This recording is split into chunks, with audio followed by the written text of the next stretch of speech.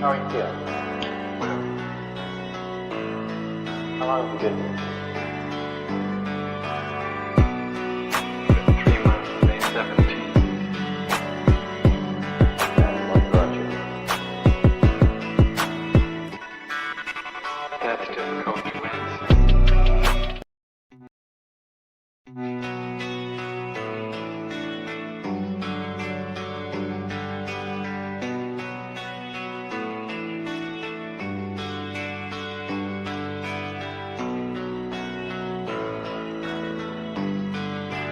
How are you feeling?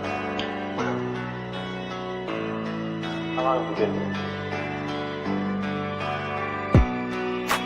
3 months, May 17th. And what brought you? That's difficult to answer.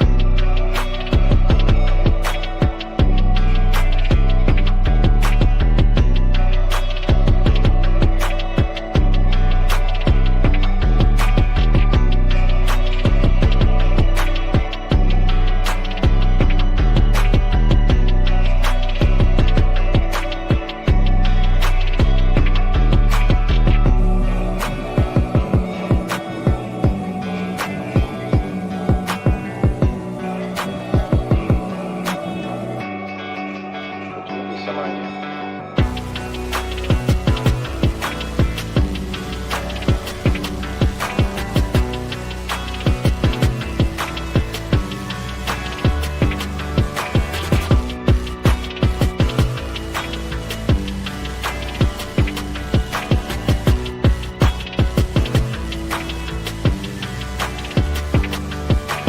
I am not completely like other people. What do you mean by that? People dislike me because I am not completely like them.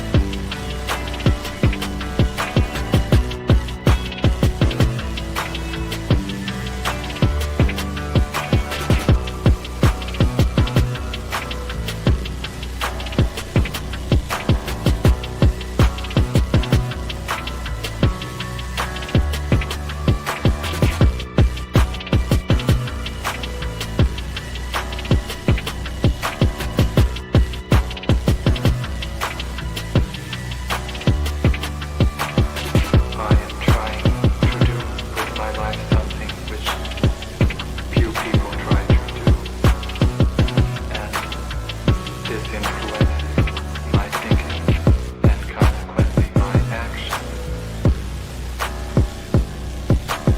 What is it you're trying to do with your life? Play the piano for people. I'm not clear. How is it that playing the piano for people has eventually resulted in your being here in the hospital?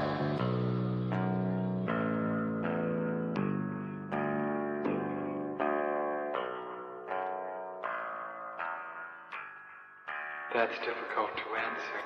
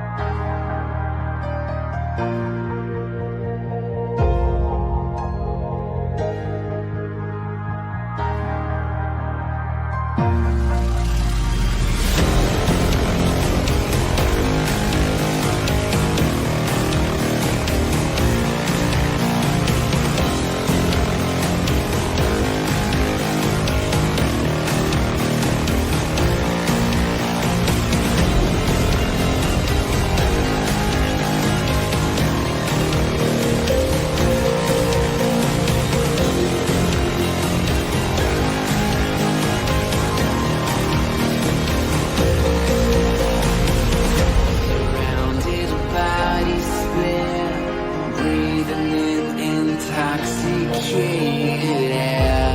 Is this the end? Is this the end? There's a noise inside my head of crying people facing death. Is this the end? Is this the end? Oh, I'm burning in the stone.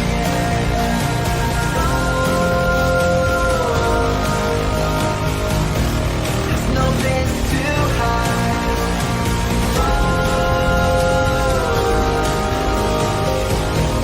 I'm burning in the stone.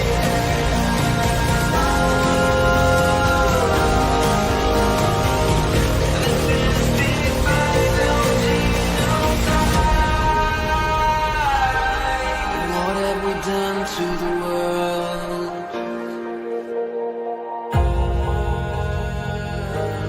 What have we done to the world?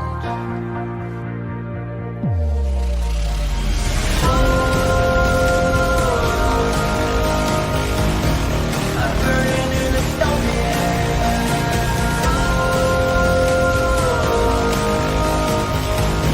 There's no place to hide.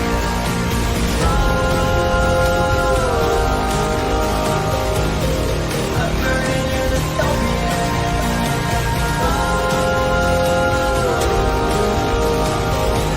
This is the final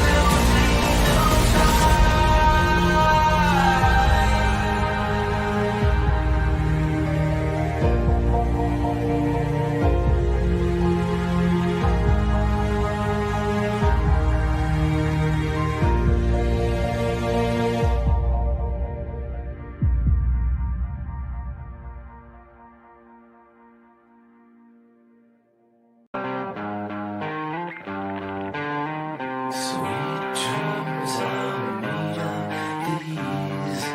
Who am I to disagree? Travel the world and the seven seas. Everybody's looking for something. Some of them want to use you. Some of them want to get used by you. Some of them want to use you. Some of them want to be out you.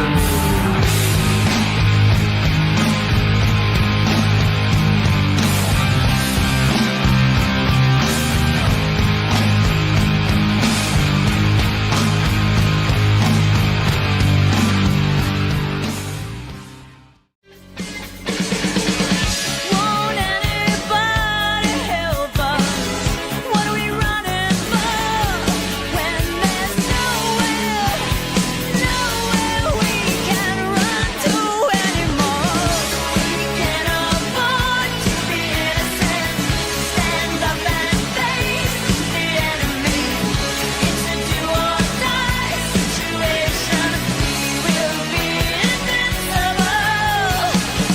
And with the power of conviction, there is no sacrifice. It's a do or die situation. We will be invincible. Who the fuck is Karlyn? She's just some sweet lady. She's like in a knitting. She does like a knitting stream. She's like a knitting YouTuber. She does knitting. Can we grow up a little bit and Alt not Girl be sent $200. retarded? Have you Please. seen the work of Karlyn Borysenko? Anti-commie cult leader and is obsessed with looking at what actual far-left communists are talking about and organizing today, infiltrating them. They infiltrated the universities, schools, media. She has the receipts to back it up. Primary source evidence. Infestation is dire and she calls Republicans idiots eating slop. Agree. Thank you for the big super chat. Yeah, oh, I know Karlyn B. She's solid. She's funny. I The like great her. noticer sent $200. Literally, So not it's, Ian. it's not a because I haven't dangled my junk into the combat zone on purpose to get some camera footage. But that's the big part of what's the Is problem. that what you call reporting? Go and live under if streaming? you're going to do it. Yeah, go seriously. undercover. Otherwise, you're wearing a hunk of meat in a lion's den. Nick Shirley, I love you. Take care of yourself, man. Karlyn Borysenko went undercover. Do stuff like that. Like if you want to expose this thing, don't pariah, please. But Ian, here's and I agree with you to an extent.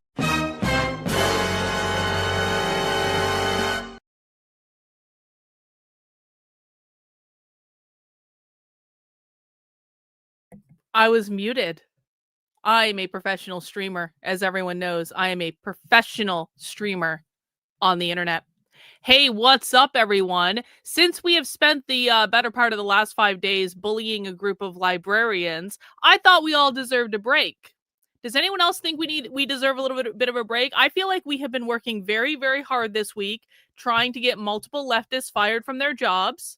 I feel like we've covered some ground. Now, I do want to address a couple things. So I Prita put this in the chat before we got started. Last night I heard a streamer retard who hates our Carlton leader turn around and say he needs a good opener with music and graphics like Karlyn has on her streams.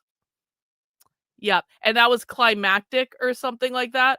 Yeah, he's one of those retards. He's one of the MAGA retards from Portland. I think I don't really know who he is, and I've never watched his stuff. I just know of the name, and I think he's one of the MAGA retards from Portland. But isn't it always funny? Isn't it always funny that the people who talk the most shit about me also tend to be very jealous of what I have? Like, listen, man, the intro I have wasn't really that hard. I got some good music. I went into Canva. I made an interchangeable intro that I can pop stuff in and out of. Like, it's really not that hard, bro. Like, if you're a professional streamer on the internet, you really should be able to manage an intro like that. But you know what these people are like? Do you know what the MAGA retards are like? They're like, you know what they're...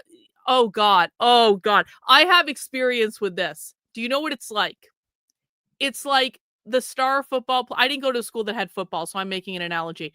It's like the star football player in high school, or like it's like a popular football player in high school that is supposed to be dating one of the cheerleaders, but instead he ends up dating the band geek or the art girl or something like that.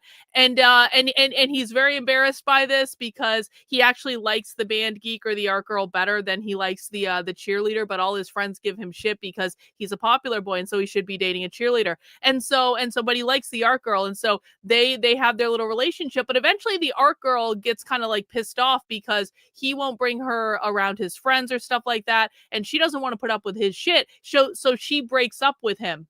And then as soon as the girl that is viewed as beneath the man breaks up with them and says, listen, this is fun, but like I don't want to do this anymore, all of a sudden she is the worst fucking person in the history of the world. She is the causer of all problems. Like, and you know what it is? It's a man who was dating someone that he liked, but that he viewed as beneath him, and that his friends viewed as beneath him. And but she was the one that broke up with him instead of him breaking up with her. And so now, because she broke up with him, she has to pay, because now she has she's not only kind of like broken his heart because he actually liked her better than the other one, but she's hit his pride because she broke up with him, and he thinks he's above her in the social status, so he had to be the one to break up with her. Anyway, this is exactly what this is like with these streamers. Is like all of them. Do you notice this happen?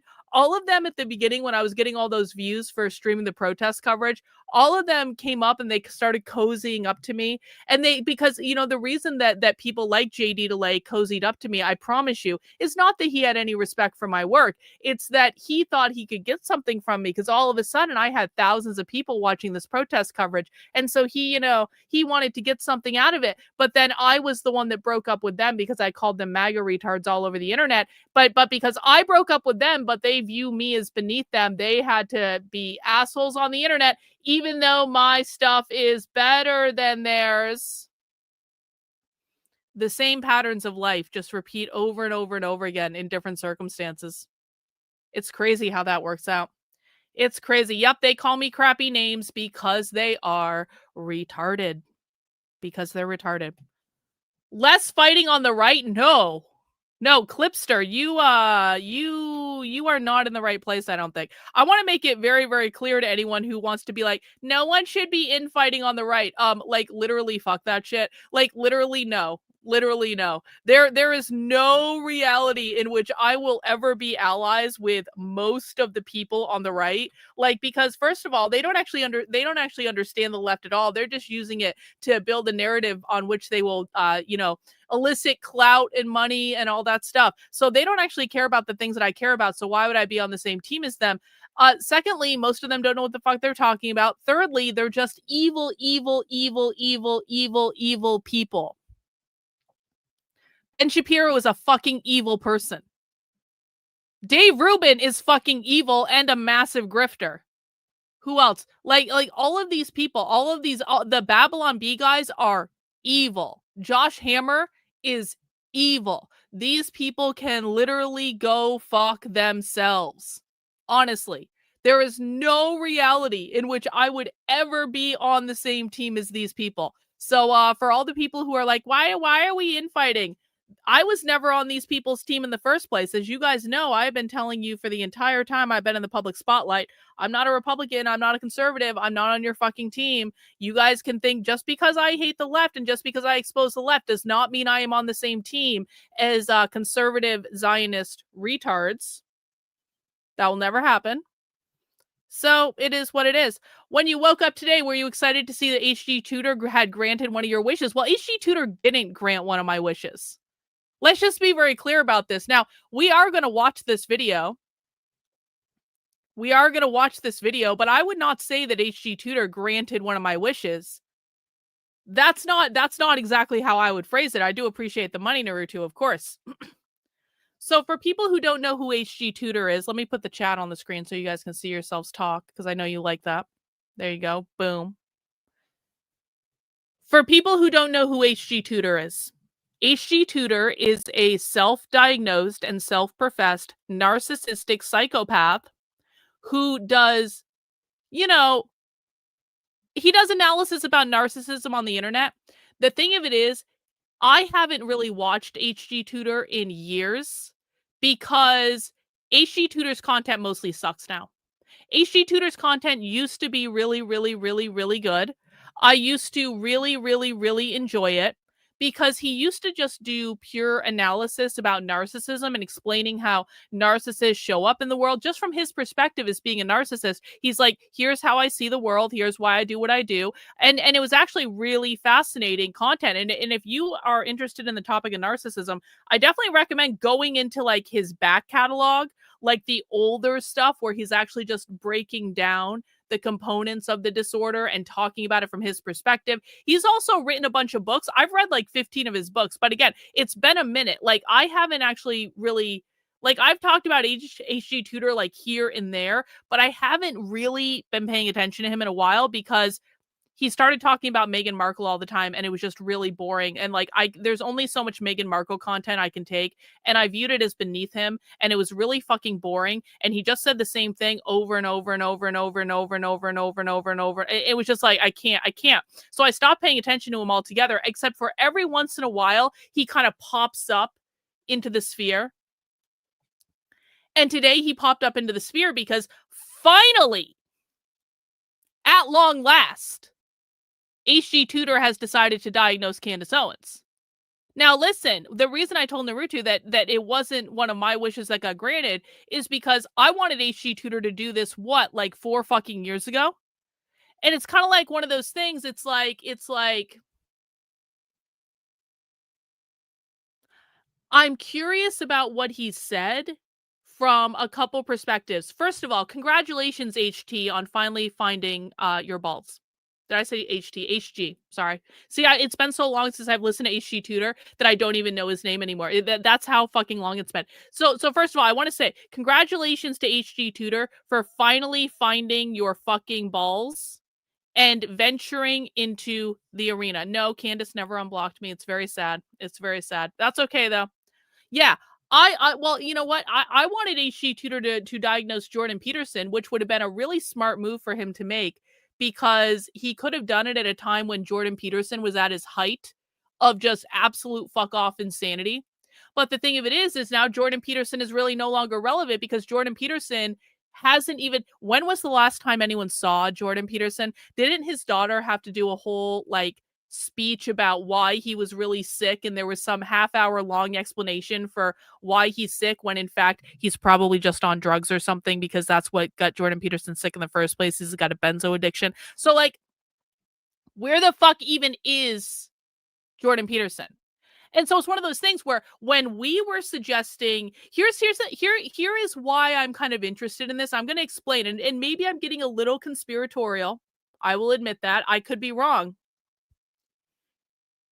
I feel like HG Tudor could have made a splash with a big Jordan Peterson video when I recommended to him that he do it, but he thought I was trying to manipulate him or something because do you know what happened with that? Reagan, do you remember what happened with that?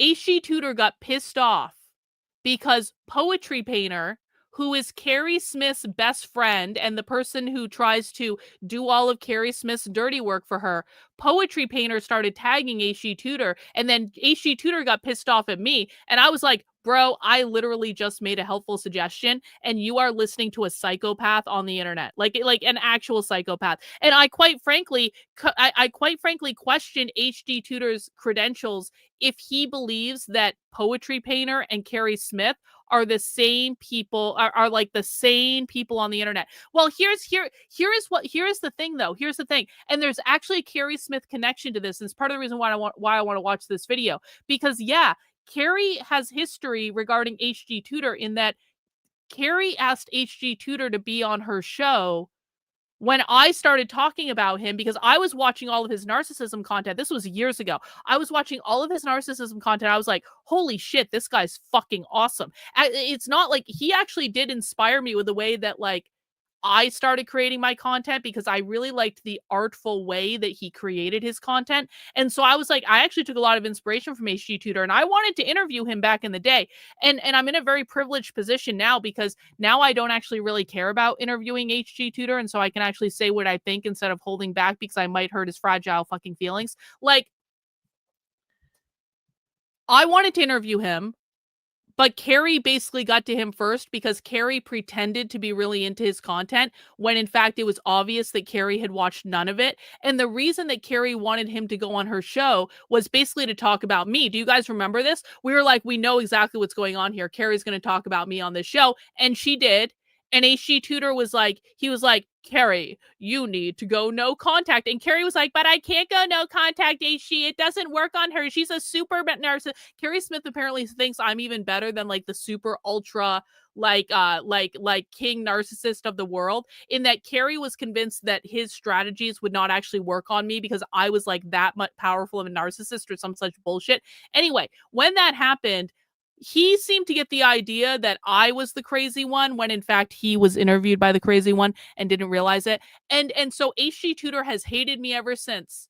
Even though I sent HG Tudor helpful emails with topics that he did end up covering on his channel more than one time. But I also just gave up after a certain extent because I was like, you know what, bro? Honestly, okay, whatever. I had other stuff going on, so I had other things I needed to do. But there is a Carrie Smith connection to this. Because listen, do you guys think it's any coincidence? Not that one. Where did I have it? So last week, we watched this on the show last week. Carrie starts doing all of these streams about Candace Owens last week, where Carrie over and over and over again is like, Candace Owens is a narcissist. Candace Owens is a narcissist. Candace Owens is a narcissist. Candace Owens, over and over and over and over and over again. Carrie is having this massive fucking meltdown on Twitter where she's saying Candace Owens is a narcissist over and over and over and over and over again.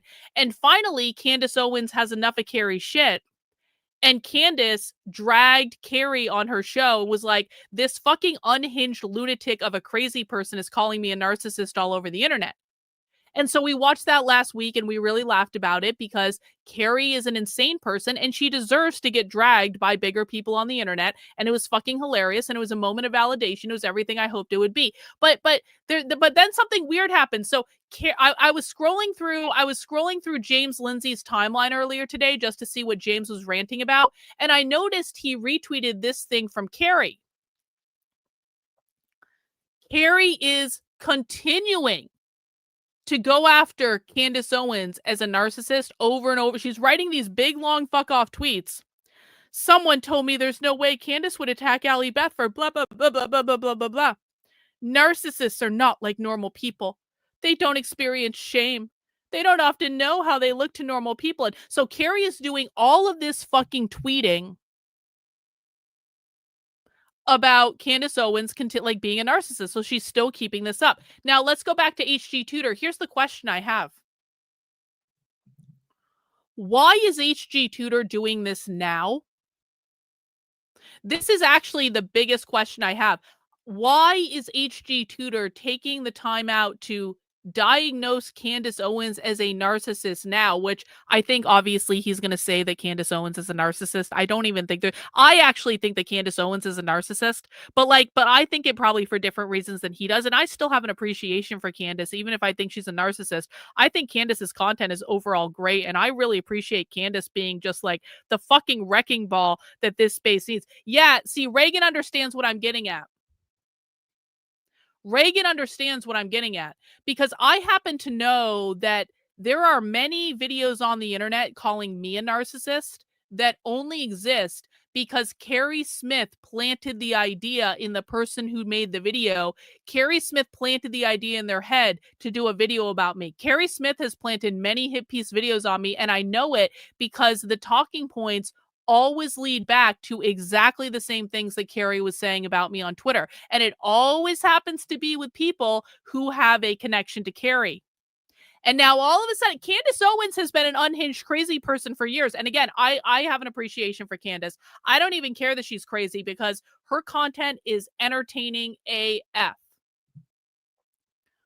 But all of a sudden, H.G. Tudor now wants to do a video about Candace Owens being a narcissist, and it just happens to be at the same time when Carrie is losing her fucking mind about Candace Owens being a narcissist, and it just happens to be at the same time that Candace dragged Carrie on Candace's show, which I'm sure really pissed Carrie off. I have a feeling there's more to this than just H.G. Tudor just woke up one day and decided to do this video, all right? Because he has ignored Candace Owens pretty much for years, and he has had many opportunities, and he has ignored all these other opportunities, but now all of a sudden Carrie is ranting and raving about it. Like, is H.G. Tudor fucking Carrie or something? Like, is there some sort of thing going on with them? Or I can't imagine there would be, because Carrie's not hot. Like, I think that the last time, and again, I haven't really listened to H.G. Tudor in years, but like the last I knew, he was claiming to have some sort of like Norwegian fucking girlfriend or something like that. Not that that really matters to a narcissist. I guess he could fuck Carrie as well, but like, what the fuck is going on is my question. I just have a sneaking suspicion that that Carrie might be involved in this. Maybe I'm being paranoid just because I had to deal with that psycho bitch for years and years and years, but maybe, I don't know. HG got rid of his fiery explosion intro for a snowy cold one, and it sucks. Yeah, well, I guess I'll take a look at that number too. Thank you. I wonder if Tucker and Nick fabricated their initial beef. Oh no. No. I absolutely know for absolute certain that Tucker and Nick did not fabricate that. That was real. They really didn't like each other. That was real. And that's going to be the second thing that we watch, guys, because I think that obviously the interview that Tucker Carlson did with Nick Fuentes broke the internet. But I also think it may have broken Tucker Carlson for the better, because Tucker Carlson has just been resoundingly attacked all over the internet now, simply because he had what was actually a really kind of like innocuous conversation with Nick Fuentes. And it's just like, and we watched the full conversation. There wasn't really anything controversial in the conversation at all. And the most controversial thing was that Tucker didn't question Nick at all now. But yeah, like the experience that Tucker Carlson has had since he interviewed Nick Fuentes, I think Tucker Carlson now understands the problem that we're facing on a whole new level. And I love it because Tucker's got that fuck you money. Tucker can basically say and do whatever the fuck he wants, and it won't really matter. Like, maybe he loses $1 million here, he loses $1 million there. It doesn't really fucking matter to him. like it's one of those things where it's just like I love it because Tucker's now basically going, fuck you. And it's glorious. And so he released this video yesterday, and we're gonna watch it. Tucker Carlson on the Israel First meltdown and the future of the America First movement. I mean, I could have saved it till tomorrow, but I just think we worked hard enough this week, and I think that we deserve it today. Does anyone else? One in the chat if you guys think we deserve the Tucker Carlson like fiery fuck off like monologue today, and we shouldn't have to wait till tomorrow.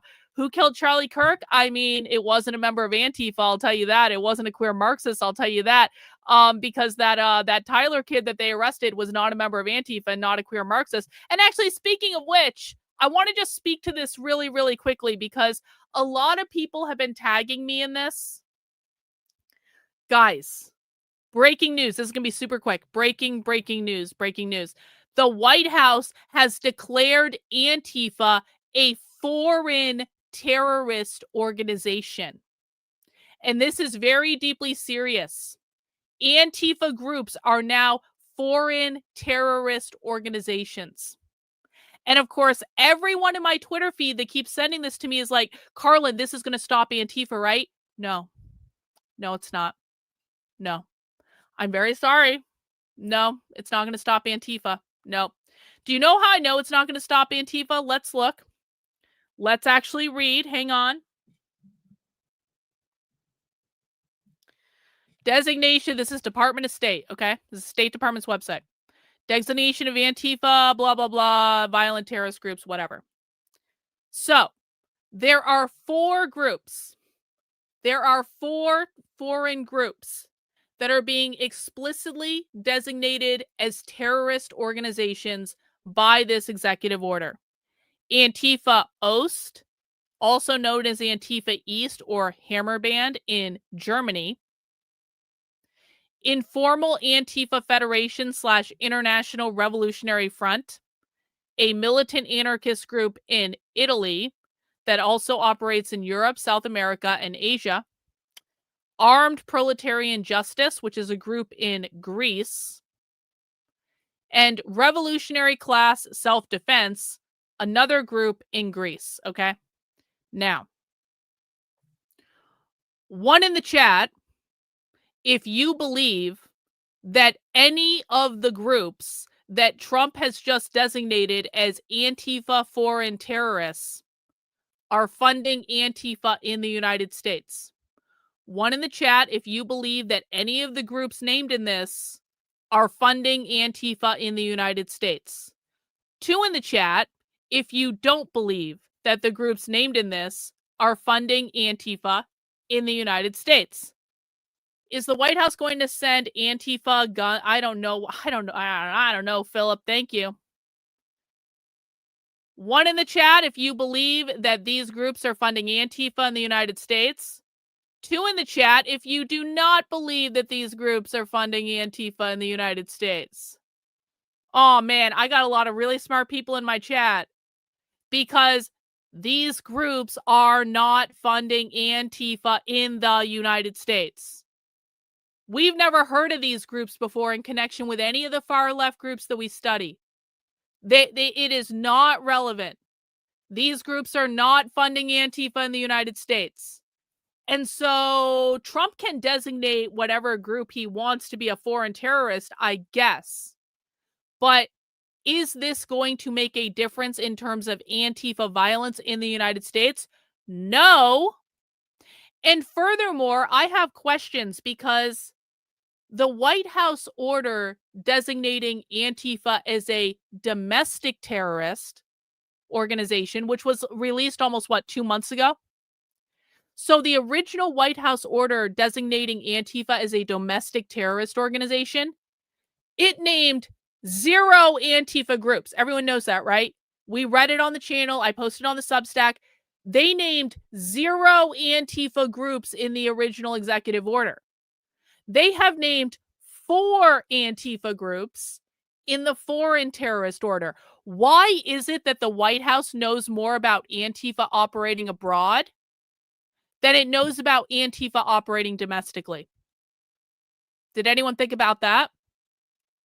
Why is the White House able to actually name the names of the organizations for the Antifa groups in this executive order, but they were able to name 0 Antifa organizations in the domestic executive order? Why is that? The answer is the White House doesn't know what the fuck they're doing or they're talking about. I'm going to say this again. The White House does not know what they are doing when it comes to Antifa, and all of this is smoke and mirrors.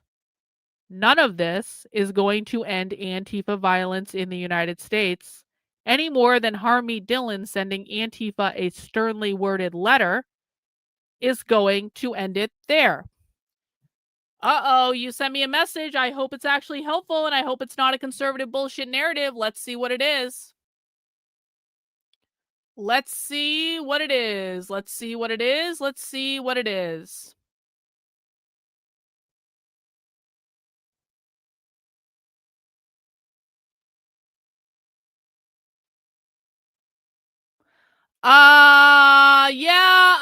Okay, I'll take a look at that, but I'm skeptical at best if I'm going to be honest about it. I'm not going to bring it up on the screen because I'm skeptical at best about what you just said to me. But I will take a look at that, I promise, okay? Anyway, the point of this is, can we stop pretending the White House is actually going to do anything about Antifa violence? The only thing the White House is really doing is they're trying to harness this to use it against the Democrats in the midterm elections, which are coming up next year. That's it. Nothing that the White House is doing is slowing Antifa down. Nothing the White House is doing is stopping Antifa. We could go on to Antifa's own websites and we can find this information. It's really not that hard. In fact, let's just do a little check-in on CrimeThink. CrimeThink is one of the Antifa websites we refer to quite often. It doesn't really seem like they're even reacting to it. They're doing after-action reports about what they did at the No Kings rally. They're talking about what's going on internationally. They're doing action against the government for shutting down their SNAP benefits. Like, there is literally nothing on the Antifa websites that gives us any indication at all that they're even paying attention to what the White House is doing, because they just don't even care what the White House is doing, guys. That is reality. I know it's not the reality that a lot of people want, but Antifa in the United States is not being deterred literally at all by anything the Trump administration is doing, because nothing the Trump administration is doing is actually having any impact on them at all. And again, Harmeet Dillon can send the city of Berkeley and the University of California, Berkeley, sternly worded letters all she wants. I saw today that Harmeet Dillon is out in California and she's asking some questions on the ground. And I was like, all right, so do you think that going after the University of California at Berkeley is going to stop Antifa? Because guess what, Harmeet? The Antifa groups that were at the UC Berkeley the other day, they probably have no affiliation with the school at all. It's like BAM, isn't it? Isn't it like a BAM resurgence? So people who are not students at the school, people who are not faculty at the school, people who are not staff at the school, but they think that going after the school is going to stop Antifa. It's just like, this is like basic 101 level, like very, very, very, very basic logic. So I don't want to think about this. I would like people to stop tagging me in this. I don't want to think about how incompetent the Trump administration is at solving a problem I actually care about. And instead of that, I want to watch some gossipy content on the internet. Okay, that's what we're going to do. So first, we're going to watch this video about H.G. Tudor talking about Candace Owens being a narcissist. And then we're going to watch this video of Tucker Carlson destroying Ben Shapiro. And I'm going to sit here and knit. And that's what we're going to do today. That's what we're going to do. Because we deserve a break. We've been bullying a bunch of leftist librarians all week long, and it's really tiring. And we deserve a break. So is that all right? Is that all right? Guys, if you feel like supporting my work, exposing and decoding the left, you can head over to my Substack. That is Karlyn, KARLYN.substack.com. Make sure you are signed up for free updates where you will learn more about Antifa, I promise you, than the Trump administration will ever tell you. If you feel like supporting it, you can sign up for $8 a month, $80 a year. I'm going to have some really cool things coming out on the Substack next week. We got a lot of progress this week on a lot of things. You guys just haven't seen it yet. And so make sure you're signed up there for updates. Still do have more clips that I'm going to be dropping from the Zine Librarians Conference. The Zine Librarians, by the way, are really trying to get those videos off the internet. They're not going to be successful, but they're going to try, and we'll let them kick and scream and all that, whatever. And so that'll be coming out there too. But for today, we're going to relax and we're going to watch this content because I feel like it. Because I feel like it. Now, last thing I want to say. So first off, I'm curious. One's in the chat if you guys have actually heard of HG Tudor before. Two's in the chat if this is your first time ever watching him. I'm honestly just curious about how this is going to go. One's in the chat if you know who he is and you're somewhat familiar with his content. Two in the chat if you have never listened to HG Tudor before. Ooh, lots of twos today. Lots of twos. I'll tell you. So I'm interested in another thing too regarding this video. So I think that he's absolutely going to diagnose Candace as a narcissist, and I want to hear about his thought process to that. I am still very curious about if Carrie Smith had anything to do with this video being made. But like the thing that I'm actually most interested in, I'm wondering if HG Tudor is like red pilled on the JQ. I'm wondering if he is. Like, is HG Tudor based in red pilled? Does he actually understand the way things work? Does he actually understand the political landscape? Does he actually understand Israel? Does he actually understand what's going on? Is he based in red pilled? Or is he just like any other normie that's going to go, Candace Owens is crazy, and she said that the president of France's wife is a man, and obviously she is a crazy narcissist, and it's the narcissist that's doing all of this crazy stuff. Like, which is it? Because honestly, ooh, really? You know what I like, Tony. I appreciate you. Thank you. Oh, I just had an orgasm with what Tony just sent me. We're going to look at that later. Yo! Awesome. See, this is actually what you see when you're actually following Antifa. You see their publications and their manifestos. This is a manifesto called Queer Manifesto, the Manifesto of Nihilistic Violent Extremist Party. Oh, I can't wait to read this. This is going to be some good stuff, but we're not going to do it right now. So it seems like most of you have never heard of HG Tudor, so this will be a good introduction for you. And I am wondering if it is based in red pilled or if HG Tudor is just another like cuck normie who doesn't actually understand what's going on. And you know what? Maybe there's a reason he's more attracted to Carrie than me. Maybe there's a reason. I'm not talking about physical attraction, okay? I'm not talking about that. I'm talking about like energetic attraction. I'm talking about like if HG Tudor is just another cuck normie, then it would make sense for him to listen to Carrie and do Carrie's bidding and do a video if Carrie asked him to do it. But if HG Tudor is actually based in red pilled, then it's going to be a completely different video. And so we're going to find out. All right, this is about 20 minutes long, and then we're going to do the Tucker video after this. Everyone, grab some drinks and a snack. We're going to be here a minute. Let's see what he had to say. Candace Owens. Candace. Narcissist. Or something else. Candace. Hello. Owens. I'm HG Tudor. Hello, HG. It's time for Candace Owens to be given the forensic examination of the Tudor scope to make a determination as to what she is. Many of you are familiar with the Tudor scope, but in case you're not, and you're new to my work, what I do is I look at various facets of the subject's life over a sustained period of time to identify suitable indicators to make a determination as to what this person might be. For the purposes of helping people understand about narcissism, I begin with a base foundation analysis of determining, is the person a normal, an empath, narcissistic but not a narcissist, or a narcissist? Candace is not an empath. Those foundation categorizations have similarities but also vast differences. And by looking at the individual's history, behaviors, conduct, what is said about them, their interpersonal relationships, and ensuring that we do so not by virtue of a snapshot, but over a sustained period of time, we build up a picture to offer an opinion in relation to what that person is viewed as. Such a determination, based upon this evidence, is then useful for interpreting that individual's behavior, and also, should it be that they are a narcissist, for helping you understand various facets of narcissism with a real-life example. I have put many people through the Tudor scope. For instance, there have been individuals such as Alec Baldwin and Hilaria Baldwin, Johnny Depp, Yeah, okay. Amber She, Heard, get to the point, this please. one's wife. I've analysed Stockton Rush. Remember him of the submarine disaster? There's been Boris Johnson, the former Prime Minister. Just get to the point, Donald HG. Trump. Come on.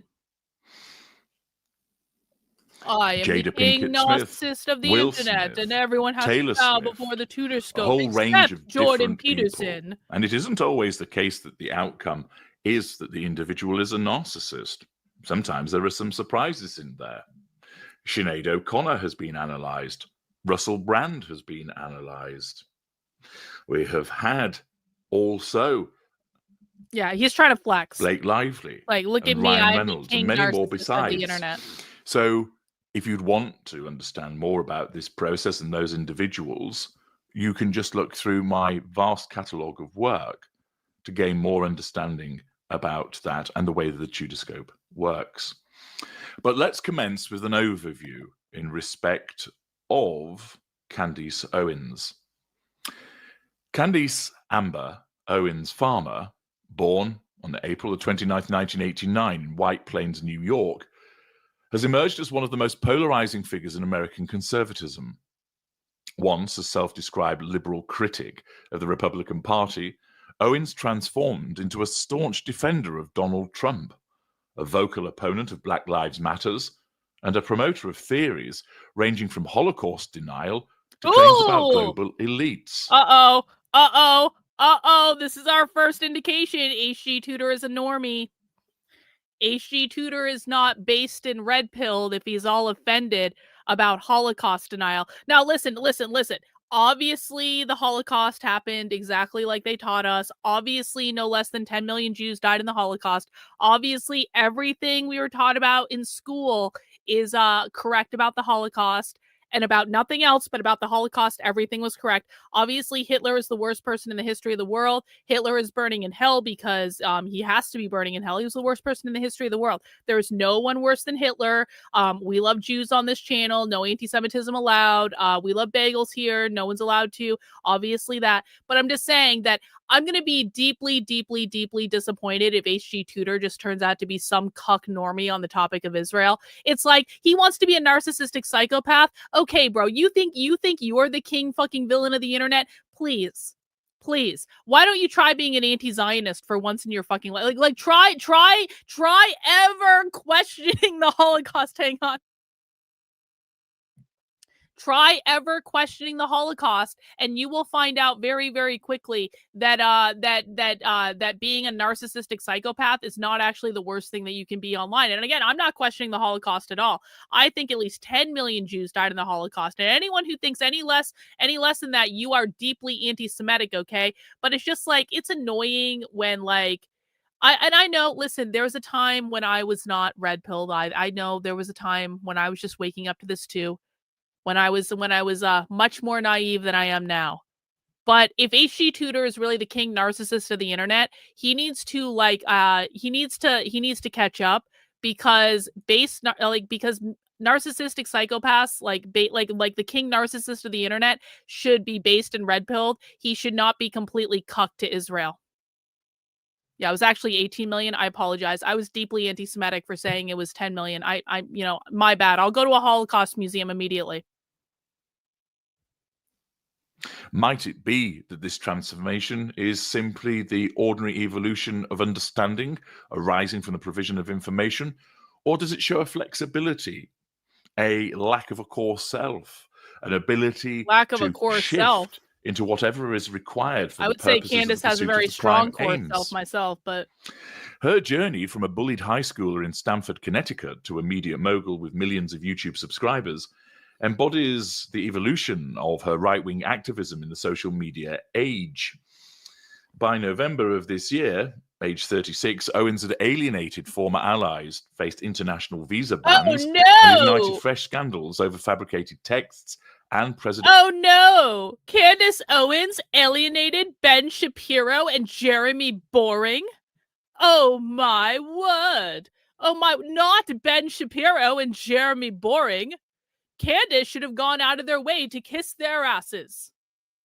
Potential conspiracies, cementing her reputation as a provocateur, unafraid of backlash.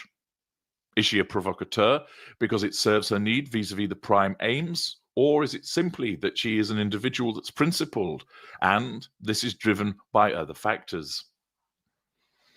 Raised primarily by her mother and grandparents after her parents' divorce, she grew up in a working-class family in Stamford, Connecticut, and we'll be examining that in greater detail in a further part. She was the third of 4 children. Her paternal grandfather, Robert Owens, was an African-American from North Carolina, while her grandmother hailed from the US Virgin Islands. These roots would later inform her narratives on Black resilience, though she rarely delves into personal details. High school at Stanford High proved harrowing. In 2007, as a 17-year-old senior, Owens received 3 racist death threat voicemails from white classmates, Oh no! including the son of then mayor, Daniel Malloy. Do we actually believe that Candace received 3 racist death threat emails from her classmates? One in the chat if you believe that Candace Owens received 3 racist death threat emails from her classmates. 2 in the chat if you do not believe that Candace Owens received 3 racist death threat emails from her classmates. 1 if you believe it, 2 if you don't believe it. I don't believe it. I don't fucking believe it at all. No, things that didn't happen. You better watch out, HG. You're starting to sound woke. The messages, deemed horrendous by school officials, prompted a Horrendous. federal lawsuit against the Stanford Oh, Board of no. Education for failing to protect her. The family settled for $37,500 in January 2008.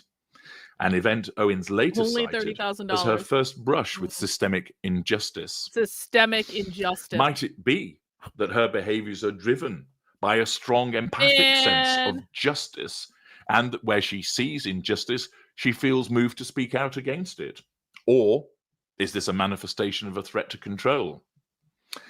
Educationally, Owens showed early ambition but faltered under financial strain. She graduated from Stanford High and enrolled at the University of Rhode Island to study journalism.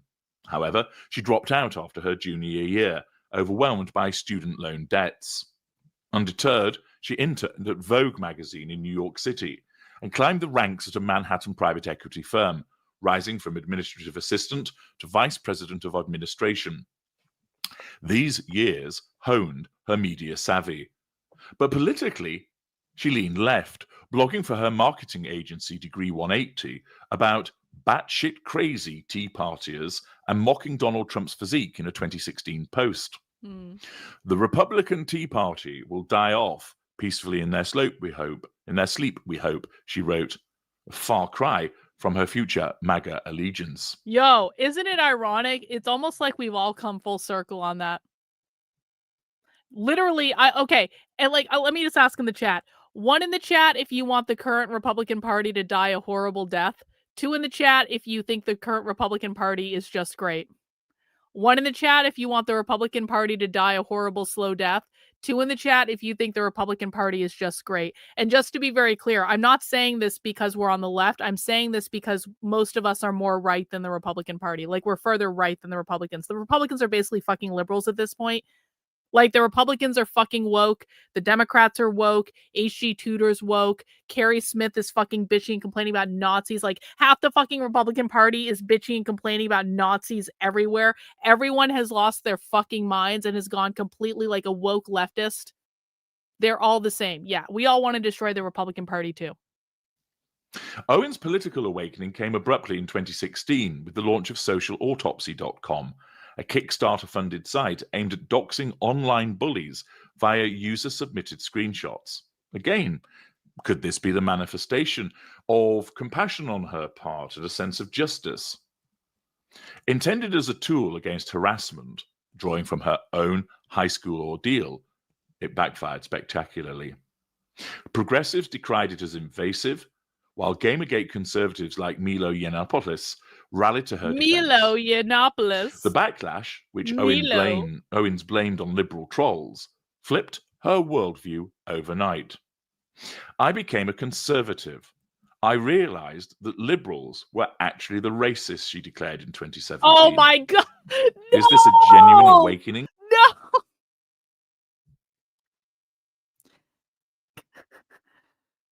Guys, you know who the real racists are? It's the Democrats. The Democrats are the real racists, guys.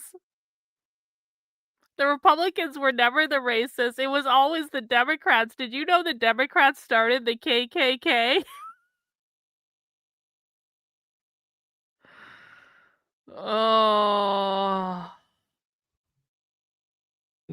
Or is it simply the reaction of someone that faced such a massive threat to control that she shapeshifted with her views? Kickstarter halted funding and the project fizzled, but it catapulted her into right-wing circles. By September 2017, she debuted Red Pill Black, a YouTube channel and website preaching black conservatism, urging African Americans to reject democratic victimhood. In November, Turning Point USA founder Charlie Kirk named her Director of Urban Engagement, thrusting her into campus debates where she clashed with students over race and Trump. Her ascent accelerated in 2018 with the Blexit Foundation, co-founded with ex-cop Brandon Tatum to lure minorities from the Democrat plantation. Kanye West briefly endorsed it, designing merch before disavowing involvement, boosting her profile. Trump praised her as a very smart thinker, and she testified before Congress in 2019, downplaying white nationalism as a myth and the Southern strategy as fiction. Owens hosted the Candace Owens Show, then jumped to the Daily Wire in 2020 for Candace, a weekly podcast interviewing Trump, Dana White, and Jim Jordan. Her 2020 book, Blackout: How Black America Can Make Its Second Escape from the Democrat Plantation, decried welfare as dependency and abortion as extermination of black babies, selling briskly among conservatives.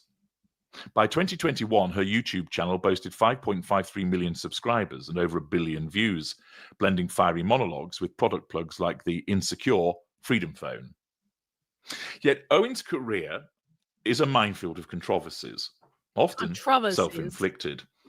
Is this a consequence of the law of collateral consequences? Hang on, we got a Rumble rant from Effectual Insurrection. Thank you, bro. Appreciate it. Right, Milo, who posed in a bathtub with blood with Laura Loomer and the Roger Stone freaks. Great company. Yeah, exactly. What is Milo even doing these days? Is he doing anything anymore? Following the pursuit of the necessity of control. She branded BLM protesters whiny toddlers in 2020, claimed police killings stemmed from threats, not racism, and asserted black communities thrived more post-slavery than today. Anti-vax rants peaked in 2020. Under no circumstances will I be getting any coronavirus vaccine ever. Feminism drew her criticism. #MeToo was stupid for presuming women's weakness, while she opposed trans rights, calling LGBTQ plus quests over civilization, and Drag Queen Story Hour child abuse. Listen. Hang on. Where did I see it? I'm not saying that you believe this, but what I am saying is that anyone who believes that Milo Yiannopoulos is no longer gay is a retard. That's one of the stupidest things I've ever heard in my life. There is no universe in which Milo Yiannopoulos is not gay. He might not be having sex. I can understand him being celibate, but there is no universe in which Milo Yiannopoulos doesn't desperately want to take a dick in the ass. Is this simply someone unafraid to express her views, irrespective of whether people agree with them or not? Or is it the utilization of controversy as a means to control people, to draw reactions, to savor the fuel that comes as a consequence of people's outrage? Her 2019 Hitler gaffe, He Did Some Good Things, drew rebukes from Ted Lieu, whom she accused of smearing her. Is that victimhood? Is that an instance of where she's the one at fault but cannot accept as such and therefore lashes out? Oh no. Anti-Semitism. Oh no. It just occurred to me. H.G. Tudor could unironically wind up taking the side of like the Babylon Bee and the Daily Wire in this, and that would make me just it would make me die a little inside because I do actually like H.G. Tudor's content, his direct content about narcissism. And I think it's very good and it's very insightful. And if H.G. Tudor is so fuck off retarded that he ends up on the side of the Daily Wire and the Babylon Bee, and he says, Candace is saying she's being smeared by these people, but in fact it is just her, and she is the problem, and they are right, and she is wrong. If he comes back and says something like that, I swear to God, I'm going to die a little bit inside because I will have to really consider whether or not I trust his judgment on literally every other thing. Because if he really believes that it like the people criticizing Candace Owens are completely above board and they're not doing it for any political reason, if he has no idea that this is all about whether or not you support Israel, I just cannot trust his judgment on anything else because he's supposed to be the king narcissist of the internet. He's supposed to be smart. He's supposed to have a really high IQ. If he can't figure out the Jew shit, like, maybe he knows a lot about narcissism. Okay, fine, but ain't no genius level IQ if you can't figure out this. Anti-Semitism became her 2024 nadir.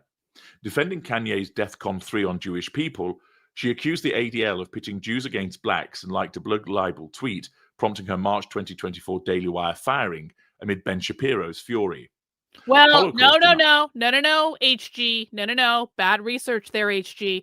Because Candace Owens' firing from the Daily Wire was entirely based on whether or not she supported Israel.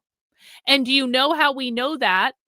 Because some of you may remember that I did a little Twitter space with Nick Fuentes and Jeremy Boring and Lauren Chen way back in the day. What was it, at the beginning of when the hell was that? Was that at the beginning of 2025?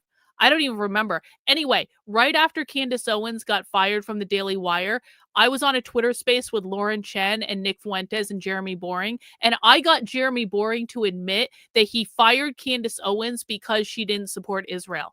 So if H.G. Tudor doesn't understand this, like, first of all, bad research, bro. That was a really, that was a very highly listened to Twitter space. Like, millions of people listen to that. You could have found that. But, like, it's a pretty important detail, don't you think? Is that victimhood? Is that an instance of where she's the one at fault but cannot accept as such and therefore lashes out? Anti-Semitism became her 2024 nadir. Defending Kanye's DEFCON 3 on Jewish people, she accused the ADL of pitting Jews against blacks and liked a blood libel tweet, prompting her March 2024 Daily Wire firing amid Ben Shapiro's fury. Holocaust denial followed. Nazi experiments were bizarre propaganda, she claimed in July, earning Anti-Semite of the Year from Stop Anti-Semitism. She peddled the Khazar theory that Ashkenazi Jews aren't real Jews and alleged a Frankish cult of pedophiles in Hollywood. H.G. Tudor's woke. We have just discovered that H.G. Tudor is fucking woke. Oh, man. I know that many of you have never heard of him before today, and I get that you don't understand how heartbreaking this is for me. It truly is. It's like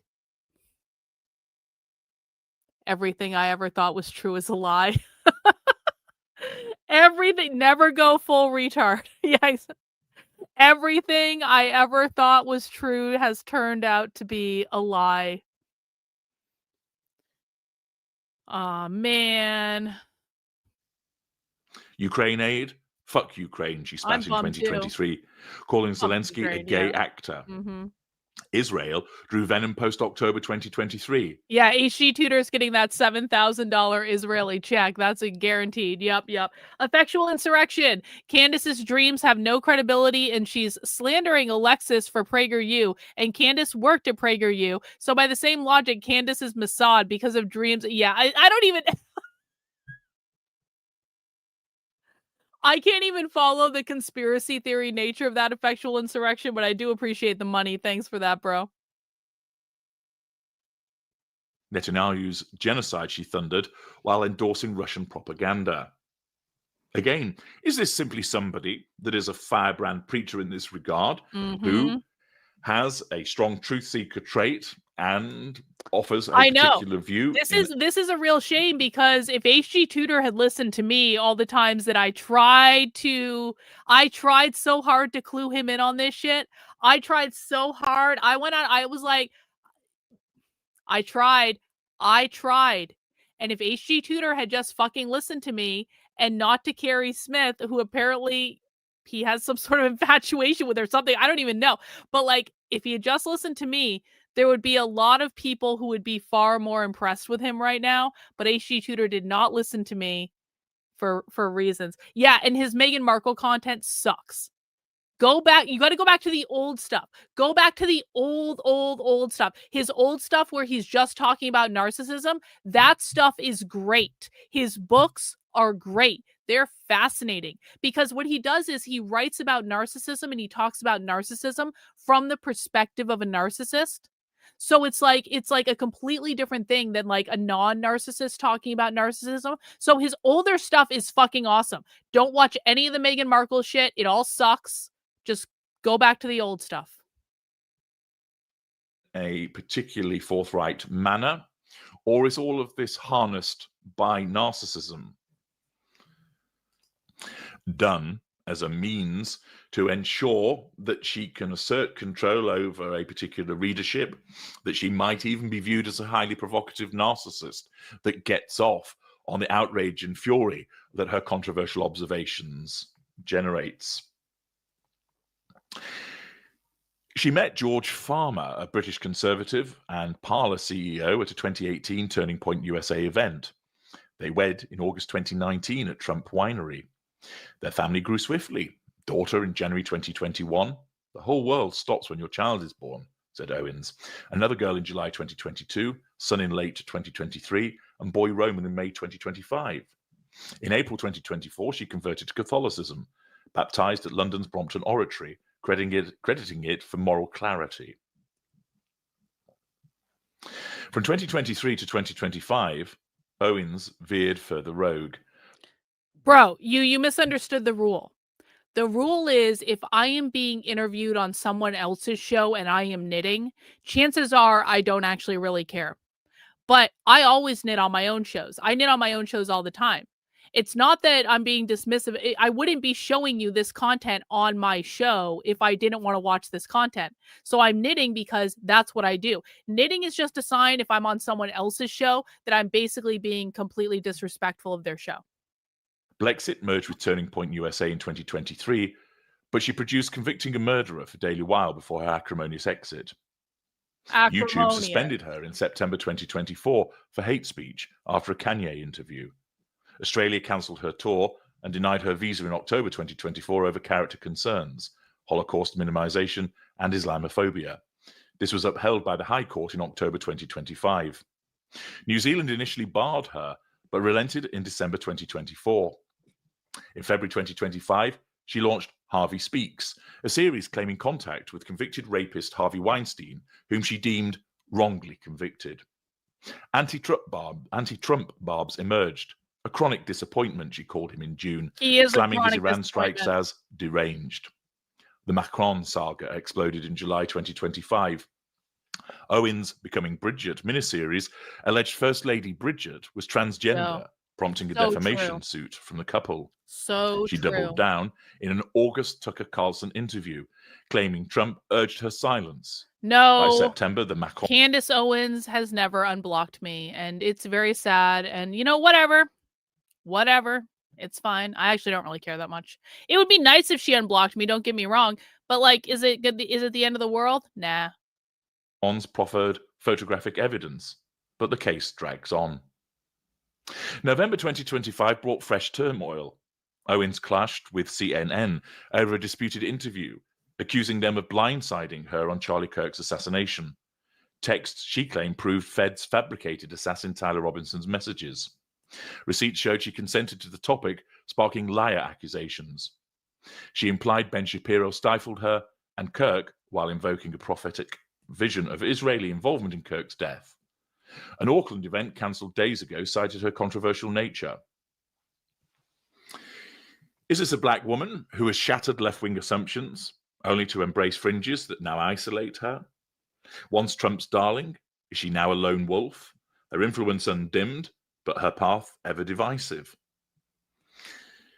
Is it the case that she remains an unapologetic conservative, equal parts prophet and pariah, an individual who doesn't give a fuck about what people say about her because she has her own views and she isn't afraid to articulate them? Is that stance of hers driven by delusion or driven by knowledge that others may not have, but other people recognize and believe in? Is she driven by a pursuit of the truth that arises from a particularly strong truth seeker trait? Is she someone who is able to advance these views because her empathy is limited to those around her, but not to those extensively? Is she a self-absorbed individual who, nevertheless, utilizes the truth in a manner which advances her? Or might it be that her views are wholly deluded, deranged, and they are born out of a distortion field that is around her as a consequence of her narcissism, which causes her to see things in a particular way which doesn't fit with a majority reality view and causes her to behave in the way that she does to achieve the prime aims? Well, doubtless you'll have your view as to whether you Okay, agree what is with the answer, Candace HG? Owens' What is views the answer? or Come on. whether you find them reprehensible or that you don't really give much of a toss about her at all. But this isn't about whether you agree with Candace Owens or her views. This is about determining what she is. What is she? And it's always important when undertaking such analyses that as you listen to what I say, and the point of this is for you to hone your own abilities to identify the appropriate indicators, that you put to one side your own view of the individual.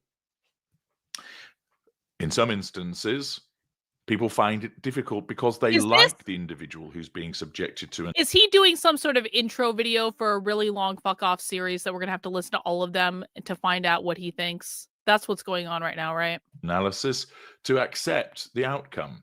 In others, I should have because they don't fast-forwarded. like the individual, they prejudge the outcome Oh, by well. deciding, oh, they must be a narcissist. But this isn't based upon likability. This isn't based upon whether you think the person is a good thing or a bad thing. You're allowed to have that view. And even if the individual turns out to be a narcissist, you can still view the actions of a narcissist as a good one thing video should be enough. or a bad thing. That is your right. But the assessment isn't based upon whether they're a good person or a bad person. That is irrelevant. The assessment isn't based upon whether you like them or dislike them. He's doing a The Candace. assessment He's is doing based Candace, upon yeah. the evidence of their behavior. And that is what we're going to do. Oh, So you have an man. overview of the life so far of Candace Owens, but that was just a Fake short walk and through it all. gay. We're now going to do Fake the deep dive. and gay. Join me in part 2 Aw, man. as we look at her early beginnings. I and didn't know there familial was going to be relationships. multi-parts. This sucks. How many parts are there? Oh, he's already got 3 up right now. Aw, man. We're not watching those. We're not watching those. We're not watching those. I'm not interested enough to watch those. I'm not interested enough. Like, okay, so he puts 3 parts about no, I'm not. Maybe we'll do it tomorrow, okay? Maybe he fucking we all just got fucking Candace. When I was over here earlier, there was 1 video out. When I pulled this up on my screen to do earlier, there was 1 video out. And since I had this up on my screen and it was sitting on my desktop all day, there have been 2 other videos that have been dropped since then. It's not my fault. He dropped the other 2 videos after I'd already found the first one. It's not my fucking fault. This is like Adam King all over again. This is, oh man, if HG Tudor turns out to be fucking Jewish, I swear to, it wouldn't even surprise me, to be honest with you. But like, it's like, oh, this is like the rambling 3-hour podcast that never ended with Adam King. Man, whatever. I don't know. Am I actually interested enough to know the full breadth of what he thinks? I actually don't know. I don't know if I'm going to watch them today. I don't know if I'm ever going to watch them because so far with that overview, again, like the biggest thing that I was at, we just got Jude. Yeah, he fucking Jewed us. He did. And the biggest thing that I was interested in is like, what I actually, because again, I actually do think that Candace is a narcissist. I've said this many times, but I still have a fond appreciation for Candace just because Candace is also the wrecking ball that we all need. So I don't actually care if Candace is a narcissist because her content and just her whole thing is so fucking entertaining that I don't care. I mean, maybe you need to be a narcissist to do that type of thing. But like the thing I was interested in mostly was to find out if HG Tudor was a Zionist cuck, and it kind of seems like he is, and that's deeply disappointing to me. Deeply disappointing. So maybe I'll just wait for him to drop all the videos, which he should have just done it all in one video. I don't know why. Yeah, I do know why he has to drag this out. He will make more money if he drags it out. That's why he's doing it. But like, I'm just going to wait for the last video to drop, and I'm going to fast forward to the end, and I'm going to get the punchline, and then I will decide if I want to go back and listen to the other videos. I guess. No, he's not. He wrote it. He 100%. H.G. Tudor has written like 7,000 books about narcissism. He's not reading something someone else wrote. He actually wrote it. But like, but man... Yeah, he's trying to edge us. This is part of his narcissism. It's like the power play. His audience is so crazy. Like what? Like go if you guys ever see him live, go just watch the chat because it's like they're all desperate to be dominated by him. It's actually crazy. Anyway, well, whatever. I guess we did not find out whether or not H.G. Tudor thinks that Candace Owens is a narcissist. We may have found out that H.G. Tudor, minimally, he does not understand the Israel question, which is really disappointing. He should be smarter than this. But maximally, maybe he is actually fucking Jewish, which would be really disappointing. I thought he was some sort of British aristocrat or something. Who knows? Anyway, let's go back to the real star of the show. We are going to watch that Tucker Carlson video from yesterday. 1 in the chat if you have watched the Tucker Carlson rampage on Ben Shapiro. 2 in the chat if you have not watched it yet. I'm interested to see how many people are seeing it for the first time. I have not watched it. I have not watched clips of it. I have purposefully avoided watching this because I wanted to watch it on stream, okay? Seems like there are lots of 2s. There are a couple 1s in there. So some of you are seeing it for the second, maybe even the third time, which is going to be awesome. All right, guys. Tucker Carlson is out of fucks to give. And we're here for it. Everyone, please make sure you have mounted the like button for me. There is a shocking disparity between the number of people who are watching right now and the number of people who have mounted that like button. So please make sure you mount the like button. If you don't want to mount the like button, give the like button a high five, shake the like button's hand, put your arm around the like button, give the like button a kiss on the cheek, give the like button a slap on the ass, bend over and fuck the like button if you want to. I don't care what you do to the like button, but just do something to it. Let's get those numbers up. The more people who like the video, the more people who come and join us in the live stream, and the more fun we're gonna have. Let's get those numbers. Come on, guys, the numbers are pathetic. Let me just be honest with you. There's like we need at least 50 more fucking likes before I start this video. All right, come on. We need to get up over 200. Come on. I will turn this car around. I will sit here in silence and knit until you guys like the video.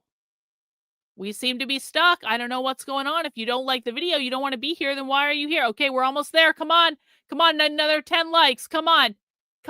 We can do this. Come on, so close. Let's cross the finish line. Come on, I believe in you. Let's make this dream a reality. Come on, guys. We need like 5 more fucking people to hit the like button. Come on. I'm not starting the video. I will turn this car around. There we go. Thank you. Was that so hard? Thank you. Let's watch.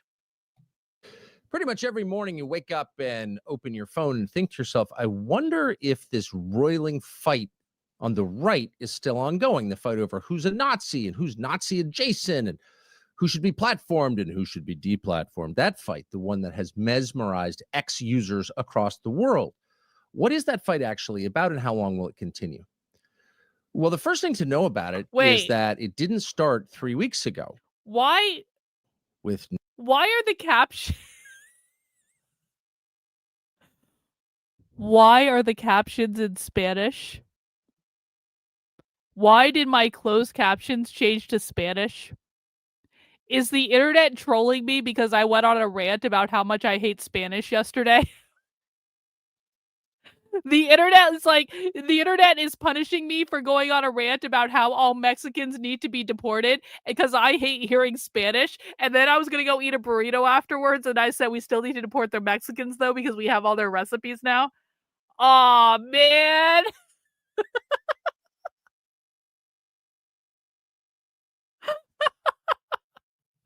The fucking AI heard me talk about how much I hate Spanish, and so it's like, "Sí, señorita."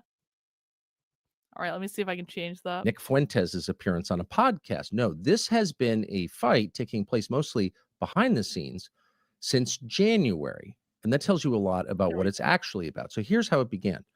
Donald Trump inaugurated January 22nd of this year. Almost immediately after, he is visited at the White House by the first head of state to come to Washington, the Prime Minister of Israel, Benjamin Netanyahu. And the visit is not simply a congratulatory visit. They're not actually allies in any sense. Remember that Benjamin Netanyahu was one of the very first to congratulate Joe Biden after the 2020 election. So there's probably not a lot of warmth there, just guessing. No, there was a purpose to the visit and the subsequent visits by the Prime Minister of Israel to Washington. And that was to get American support for a regime change war in Iran to overthrow and replace the government of Iran, which the nation of Israel sees as its primary regional threat. Iran has all kinds of very dangerous conventional weapons. The United States spends a lot protecting Israel from those missiles. And Israel is also concerned that at some point, Iran will either make or buy a nuclear weapon, leaving Israel no longer the only nuclear-armed nation in the region. So that's what it's actually about. And to be honest, you can see from Israel's point of view, if you're trying to identify long-term serious threats to you, Iran would be at or near the top of the list, especially since Israel has taken out almost all the other threats. So it's just Iran. The question is it in America's interest to participate in that war? And make no mistake, Israel wouldn't last 3 days in a war by itself against Iran. In fact, probably not even 24 hours. Israel's population centers would be taken out by Iran's conventional weapons. And at that point, the Israeli government could either nuke Iran, starting a chain reaction that, you can't really predict once it begins, or allow hundreds of thousands of its own citizens, certainly tens of thousands, to be killed. So Israel could not do it alone, and no honest person suggests or would suggest that it could. It needs the United States. So the question from the American perspective is it good for America to get involved in yet another Israel-inspired regime change war in the Middle East? There have been quite a few, most notably Iraq. Is that a good idea? No bueno, senor. No bueno. Thank you for the super chat. You're fair with Candace. This is what real ones do. They can't admit things they like and things they don't about people and still be respectful. Listen, I try. I really do. I've been smeared enough on the internet by people who don't want to be intellectually honest that it's like I really try very, very hard not to do that to anyone else. Even if I might talk shit about a person and I might heckle them a little bit, but I really try to I don't like the diagnosis of mental health, of serious mental health conditions as an internet own. I don't like it when people are just taking things out of context and twisting them to mean the worst possible thing they could mean. And until everyone on the internet just becomes some fucking caricature of a person. It's you don't even treat these people like real people anymore. And maybe it's because I've had it done so much to me and I have people that I really like on the internet that it's been done to them. And, it just sucks so bad. So I really do try to be fair. I don't think Candace Owens is a perfect person. I do think Candace Owens actually is a narcissist. I'm not and I don't even mean just that I don't like her. I mean, I actually do think she has that disorder, but Candace also makes fucking kick-ass content. And Candace is not wrong about a lot of things. I mean, Candace gets some things wrong, but we all get some things wrong sometimes. And so if she is a narcissist, it's not her fault. It has to do with how her parents treated her in childhood, particularly her mother. And it's a sad condition. And it's but maybe I'm wrong about that. I would be open to being wrong as well. I'd be much more inclined to stop saying Candace Owens is a narcissist if she would unblock me on Twitter. That's for sure. But mostly, I don't know. I don't like this internet own game that people play, even though I know, a lot of people do like that. I just don't. And so that debate began, and it mostly began behind the scenes. It didn't sort of peek out into public view very often, but when it did, the people who wanted the regime change war against Iran with almost zero exceptions, almost never admitted what they actually wanted, and they certainly never acknowledged what the debate was actually about. It was about one nation's interest versus another nation's interest. Do those interests convene? Are they the same thing, or are they at odds with each other? I can see why it'd be a good idea for Israel to want this. Is it a good idea for us? That's the debate that never took place. And it didn't take place because almost from the beginning, the people who wanted regime change war with Iran made the debate instead about, why do you hate the Jews? You're a Nazi. Yep. And of course, that was never what the debate was about, because Israel, the nation of Israel, the one with the parliament, the Knesset, and the military, the IDF, and lots of people and tech firms, and is not, by the way, exclusively Jewish. And But don't you know, Tucker? Don't you know that you are deeply Semitic if you question anything Israel does? Don't you know that you are deeply anti-Semitic if you don't want to give Israel all our money? Don't you know that it is blood libel, sir? It is blood libel to not want to send Americans to die in the Middle East on behalf of Israel. Blood libel and anti-Semitic, sir. it isn't actually the same as all Jews in the world at all. And in fact, there are a lot of Jews around the world who have mixed feelings about Israel. I mean, listen, it is just a sad truth that Hebrew national hot dogs are fucking awesome. And they are possibly some of the best hot dogs out there. And now, listen, I'm not a hot dog connoisseur or anything, but my husband is. I'll tell you that. My husband eats a lot of fucking hot dogs. Anyway, I usually don't eat hot dogs, but I do remember back in the day when I did. Hebrew National are really good. And listen, it's kind of like burritos and Mexican food, right? We can want to deport all Mexicans and still like Mexican food. We can not want to send our money to Israel and still enjoy a Hebrew National hot dog. These things are not mutually exclusive. We can do both. It's really not that big of a deal. Or certainly don't want a regime change war in Iran. But the people who do want that in the United States, Israel's proxies in the United States, its defenders, its professional defenders in the U.S., immediately made the debate about the Jews. It wasn't the anti-Semites who did that, actually. It was the defenders of Israel in the United States, not all of whom are Jewish, to be clear. They're the ones who made the debate from the first day. Fair point. Why do you hate the Jews? And so for those who were hesitant to get into another regime change war, it's intimidating because you're happy to have a debate any time of day about what's in the interest of the United States. When should we project military force? What can we learn from the last 25 years, et cetera, et cetera. And you'd probably win that debate because there's no evidence that any regime change war we've engaged in the past couple of generations has helped us. Zero evidence. And everyone kind of knows that, including the president of the United States. But if you make it a debate about why do you hate the Jews, then most people are going to opt out because they don't want to deal with it. Most of them don't hate the Jews. You hope. No evidence that they do. But nobody wants to be tarred as a bigot. And so very few people pushed back, very few. In fact, as far as I know, only two people, me and Charlie Kirk, actually went and spoke directly to the president to make the case that no, you shouldn't get involved in this war because its aim is not actually to deny Iran a nuclear weapon. That may be a virtuous goal, but that's not really what this is about. What this is about is luring the United States into yet another regime change war. And if you do that, it's bad for everybody, including you. That's the case that we made. Charlie went to the White House to make that case, and God bless him for doing that. And he was hated for doing that. Hated for doing that. But he did it. Very few other people did. In fact, as far as I know, none. So, of course, in June. Can I just say, I'm still really sad about the fact that Charlie Kirk died. It's still like, it is still hard for me to believe that Charlie Kirk is actually dead. And it's not because I like Charlie Kirk so much when he was living, because I didn't, but just knowing just all the things that were happening leading up to it, where he was starting to question Israel. He was making arguments against supporting Israel. The Jewish donors were, I really wish that we had gotten to see that arc play out. And I feel like we were all robbed of that to a certain extent.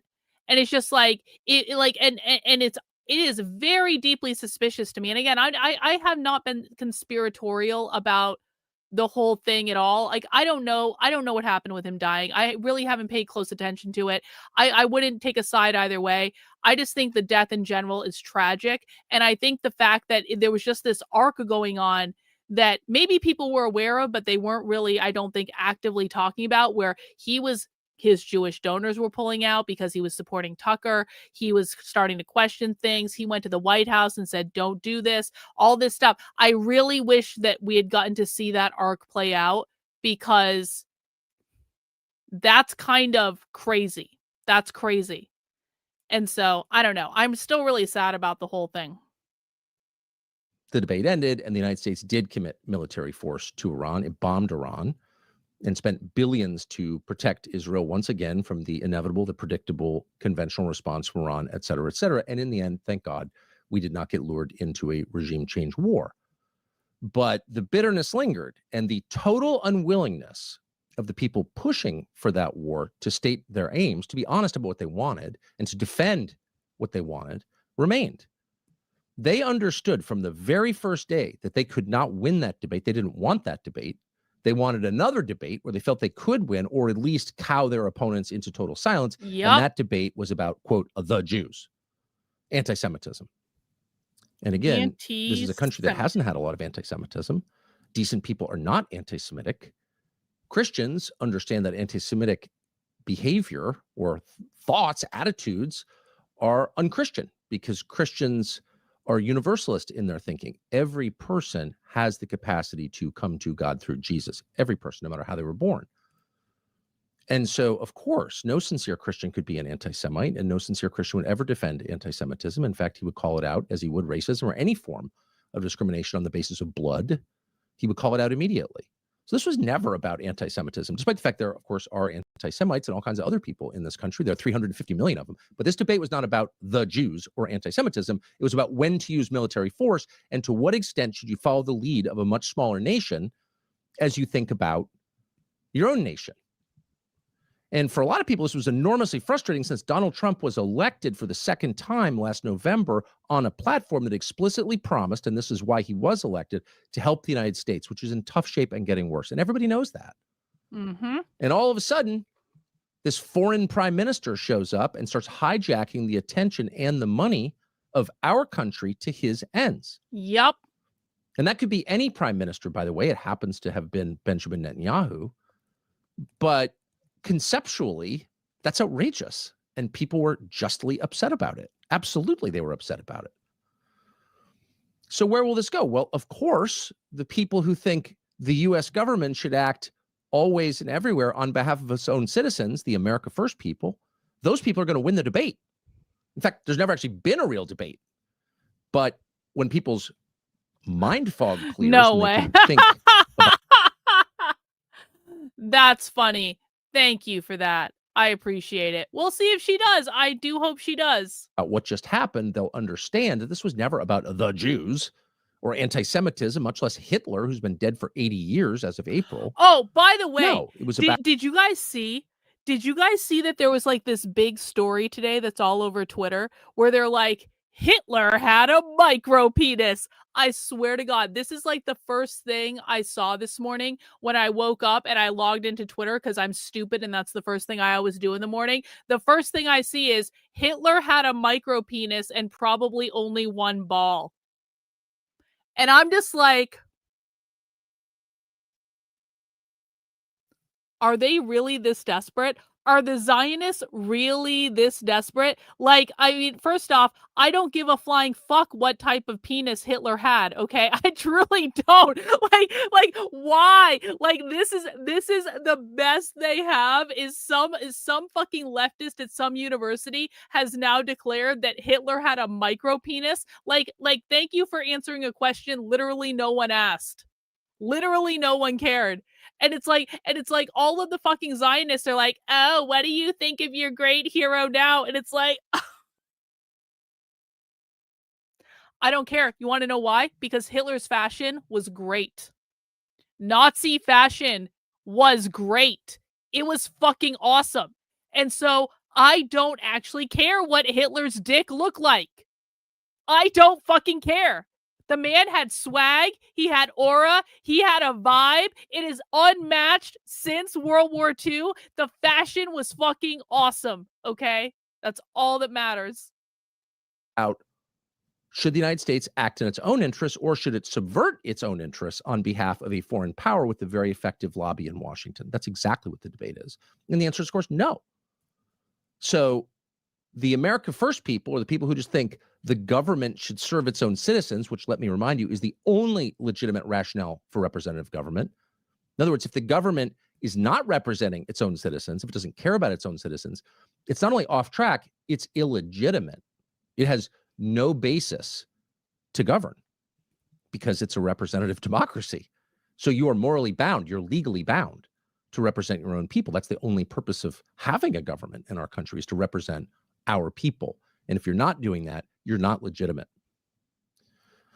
So they will win. And in a year or two, we're going to look back on what we've been watching for the last month or last 8 months, and we're going to realize this is exactly like BLM or Me Too.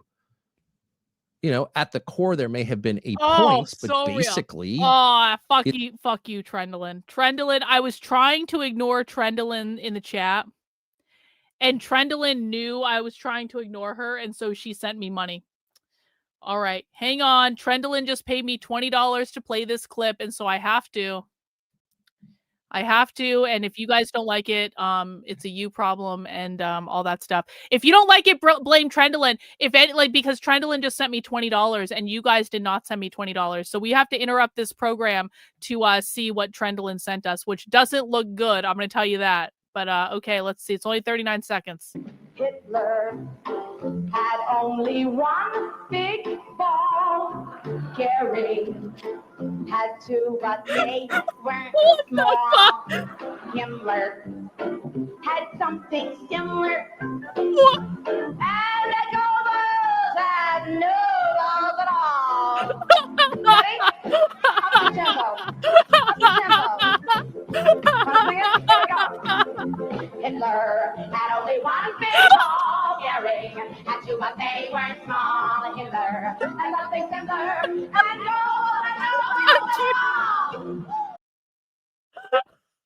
All right, Trendlin has been redeemed. Trendlin redeemed. Okay, I was wrong. Trendlin was right. I was wrong. Thank you, Trendlin. Thank you. Thank you for your service, Trendlin. I appreciate it. Yep. Trendlin doubled down on it. She knew I was ignoring her chat. She doubled down, and she was right, and I was wrong, and I'm really glad that we all saw that. And thank you, Trendlin, for that gift that you just gave us. We appreciate it. Thank you. it's buffoonery. It is an effort to divert your attention from the real crisis. And we're going to wonder, wait a second, since when did the institutional right, conservatives, people who run the think tanks and the dumb little magazines nobody reads, and the people who blow Viet on Fox News, since when did those people become completely committed to identity politics and censorship? Yep. Because they are committed to identity politics. Wait. That's what this is. It's can we rewind this a little bit? Because I'm pretty sure that Tucker Carlson just said that the Babylon Bee and the Daily Wire and all of the retards that are pushing woke right, and like Konstantin Kisin and trigonometry and Dave Rubin, I'm pretty sure Tucker Carlson just called them the same woke leftists as BLM. And Tucker Carlson is right about that. They're all fucking leftists. They're all acting like leftists. Everyone that's complaining about Nazis is a fucking leftist. Like take this as a hint. If you are calling everyone around you a Nazi, then you are a fucking leftist. And I don't care if you have R after your name, and I don't care if you voted for fucking Donald Trump. If you are running around calling everyone that you disagree with a Nazi, then you are a leftist, and we should treat you like a leftist because your behaviors are that of the left. It is not civilized to run around calling everyone you don't like a Nazi. And I say that having legitimate friends that are neo-Nazis. I know people who are neo-Nazis. And so I feel like I can say that because even with the people that I know who do have those neo-Nazi like tendencies, even then, I'm not going to insult them by calling them a Nazi. I'm going to say something far more smart about an intellectual criticism of what they're saying. I'm not going to go, you Nazi. Why? Because it's fucking gay. Okay? It's cringe and it's gay and it's stupid and it's fake outrage to call everyone that you don't like a Nazi. And if you do it, then you are a fucking leftist.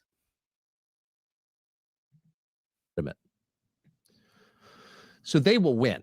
And in a year or two, we're going to look back on what we've been watching for the last month or last 8 months, and we're going to realize this is exactly like BLM or Me Too.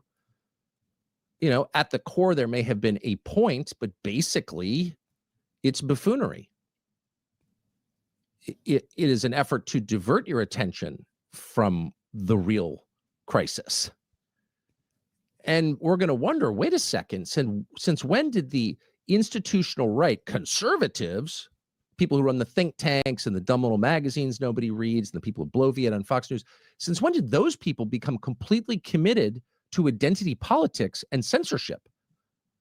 Because they are committed to identity politics. That's what this is. It's identity politics. Of course. It's group over nation. Of course. It's another country above our country, a tiny country, an irrelevant country over our country. And people are going to look at that and say, wait a second, we thought, in fact, we voted for you because we thought that the two things we could be assured you believed were you were against identity politics. You lectured us about woke for like 10 years. You're against woke because you're against identity politics. You're against tribalism. And here you are not only embracing it, but using it as a cudgel to hit people in the face. And maybe even more shocking, we knew for a fact you were against censorship.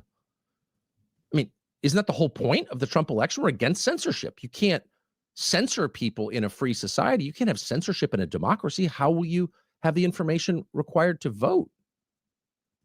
Censorship is totally incompatible with democratic government, period. And it's also, by the way, illegal under the First Amendment to the Bill of Rights. And Republicans just won an election on that platform. And all of a sudden we learn there's really nobody in the world more excited about censorship than a neocon podcaster or a National Review staffer. They just love it. People aren't going to forget that. And in a year or 2 or 5 years or whatever, we're going to look back as we do on COVID and the BLM riots and the Me Too movement.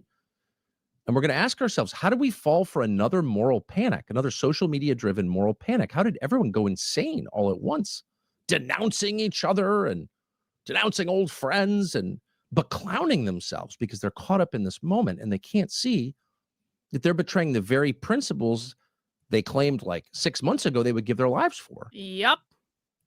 And those people are going to feel shame. And how you know everyone is fake and gay. And Tucker is wrong. Those people do not feel shame. They don't. They don't feel any shame at all because their priority was never the principles. The priority was making money and being famous on the internet and doing and saying whatever you needed to do to make money and be famous on the internet. That was always the priority with these people. It was never about truth. It was never about principle. And I think it, like the whole thing ever since October 7th has been extremely revealing of who was a principled person from the very beginning and who was never a principled person. And we should never forget the people who immediately bent the knee and said that we needed to glass Gaza and that the United States should be dedicating all this fucking money to Israel. We should never, ever, ever forget how they behaved in that moment because it completely revealed almost everyone. And it also showed you who your real allies are. It showed you who the real people were. There were people who said and did the right thing after October 7th that I never would have guessed was a real person. I always would have thought they were an authentic shill, but after they said and did the right thing after October 7th, I was like, oh, I was wrong about you. Okay, fair point. Well, okay. And so, no, I don't think they're going to experience shame because their only allegiance is to money and fame, and that's it. many of us will feel contempt for them more than we already do. Oh, I feel contempt. So that's going to happen. They can't win this debate. It's not actually a debate. It's them name calling. So that's going to happen. Rest assured. But in the meantime, the rest of us have to listen to an awful lot of a man who a year ago was unknown to most Americans, kind of a third tier podcaster, TV host or radio host or whatever. A guy who was a weekend show on a cable channel, a guy called Mark Levin. And for the last month, we've been watching Mark Levin say things that no one in my lifetime has ever said. Oh my God. Tucker just fucking nuked Mark Levin from fucking orbit. Who even was Mark Levin? He was just a third-rate podcaster, had a weekend TV show. I love it when Tucker doesn't like someone. Tucker has like the fucking best ways of telling you he doesn't like someone. He's always just like, I don't even know who the fuck this person is. So that's going to happen. Rest assured. But in the meantime, the rest of us have to listen to an awful lot of a man who a year ago was unknown to most Americans, kind of a third tier podcaster, TV host or radio host or whatever. A guy who was a weekend show on a cable channel, a guy called Mark Levin. And for the last month, we've been watching Mark Levin say things that no one in my lifetime has ever said from the right, like this. Watch. I don't know where this Jew hatred from the Marxists, the Islamists, the neo-Nazis, the grifters. I don't know where they're pulling us and pushing us. What do they want to do with American Jews? What do they want to do? Where are they taking this country? Send you to Israel. That's what we want. Go away. They're destroying it. Carlson, Owens, Kelly, Bannon, it is a time for choosing. You pick the good guys or the bad guys. You pick America. Oh, or you yeah. pick the Third Reich. And now they're all against Megyn Kelly because Megyn Kelly wouldn't take their side in this little fucking feud, and she told them that they were wrong. So now they all, I barely paying attention to this, but now apparently they all hate Megyn Kelly too. She's on the shit list. Not MAGA. They're not conservative. Yeah. In fact, they're more Marxist, Islamist, America-hating, Jew-hating thugs than anything else. There we go. And let me educate them briefly. Mm. The Babylonians couldn't kill the Jews.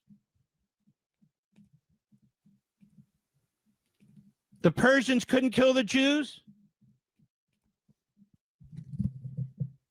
The Romans couldn't kill the Jews.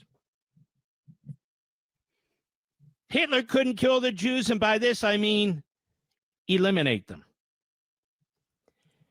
You think you're puny little asses are going to be able to do it? Kill the Jews? Your first thought is, wait a second, how do we get to that? No, just don't want a regime change war against Russia. By the way, a war in which Jews would die, presumably, both in the U.S. military and the IDF. Like, no, don't want to kill anybody. Actually, that's kind of the point. You want to kill the Jews? So the first thing you notice is like the total inversion of what the argument actually is. It's an argument about to what extent should U.S. military power be used on behalf of another country, not the United States. Correct. That's it. That's the debate. Yep. And all of a sudden it becomes the Babylonians, the Nazis trying to kill the Jews. So again, it's an inversion. He's accusing his opponents of really what he wants, as always. Well, this Christmas, give the gift of sleep with commercial. 8 Sleep. No commercial. Fully correct month from Chucker the Sleep Award. How totally personal this is. You're members of the Third Reich. You're Nazis. You're evil. You're an Islamist. You hate Jews. You're an anti-Semite. You hate America. Okay. Mm-hmm. That's ad hominem. There's no. Hey, thanks. Effectual Insurrection over on Rumble with the rant. Karlyn, remember there would be no Nick Fuentes without Mark Levin. Yeah, you guys remember that Nick Fuentes literally told Tucker that Mark Levin created him? Nick Fuentes, as we know him today, would not exist without the inspiration of Mark Levin. And, young Nicholas, you all have to start somewhere.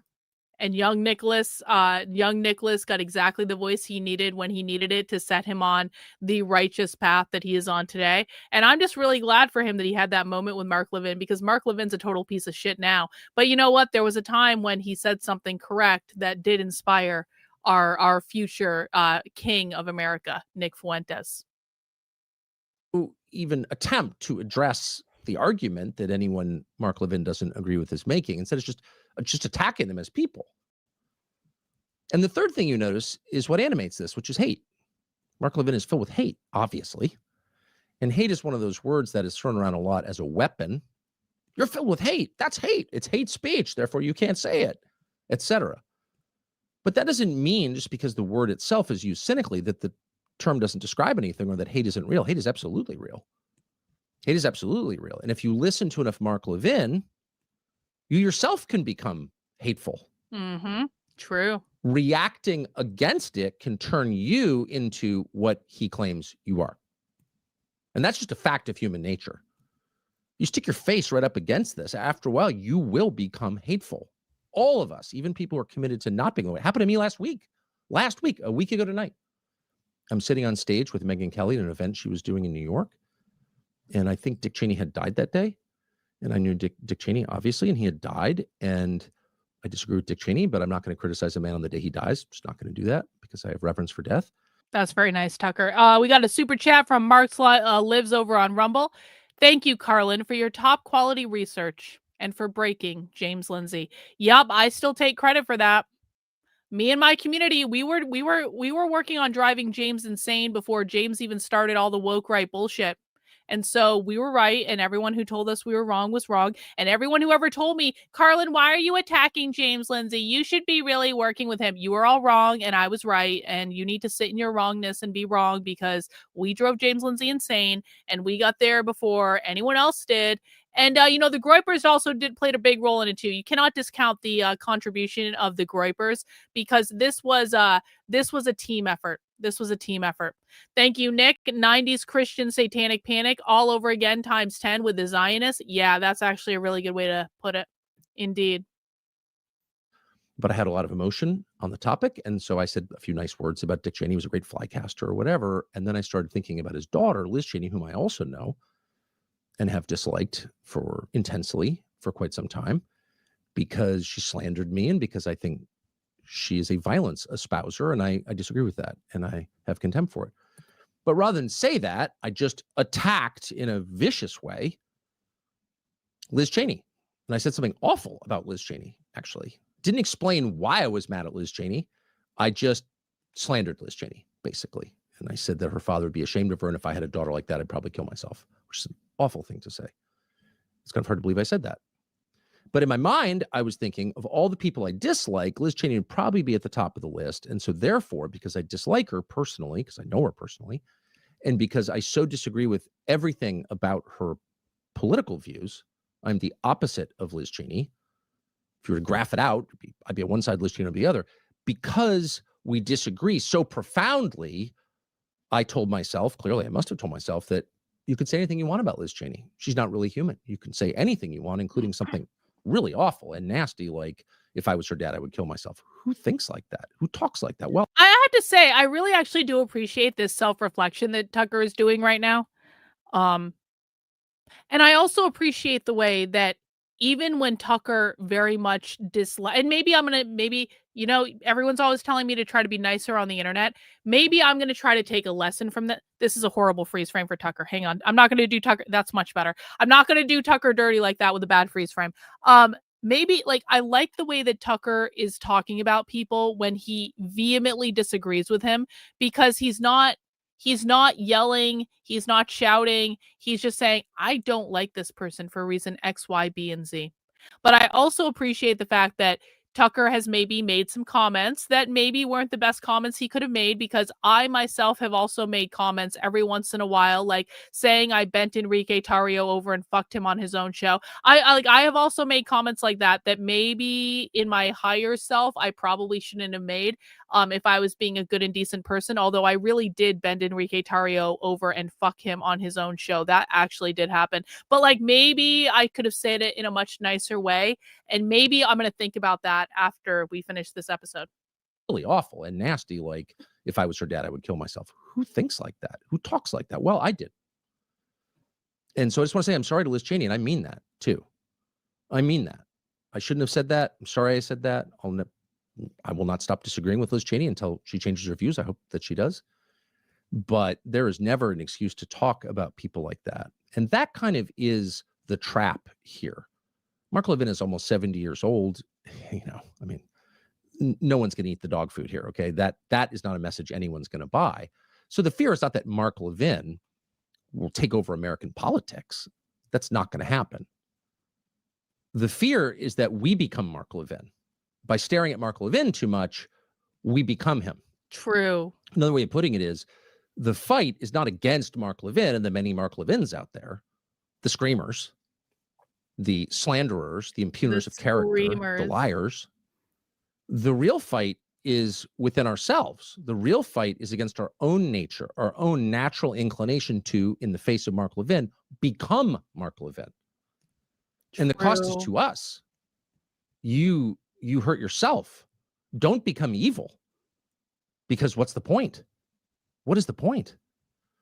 Tucker and is the right. only way to prevent yourself from becoming that person is by admitting that you've acted like that person and apologizing for it sincerely, not in a fake way. Oh, I'm sorry if you didn't like it. No, I'm sorry because that's wrong. And it's exactly what I don't like about someone else.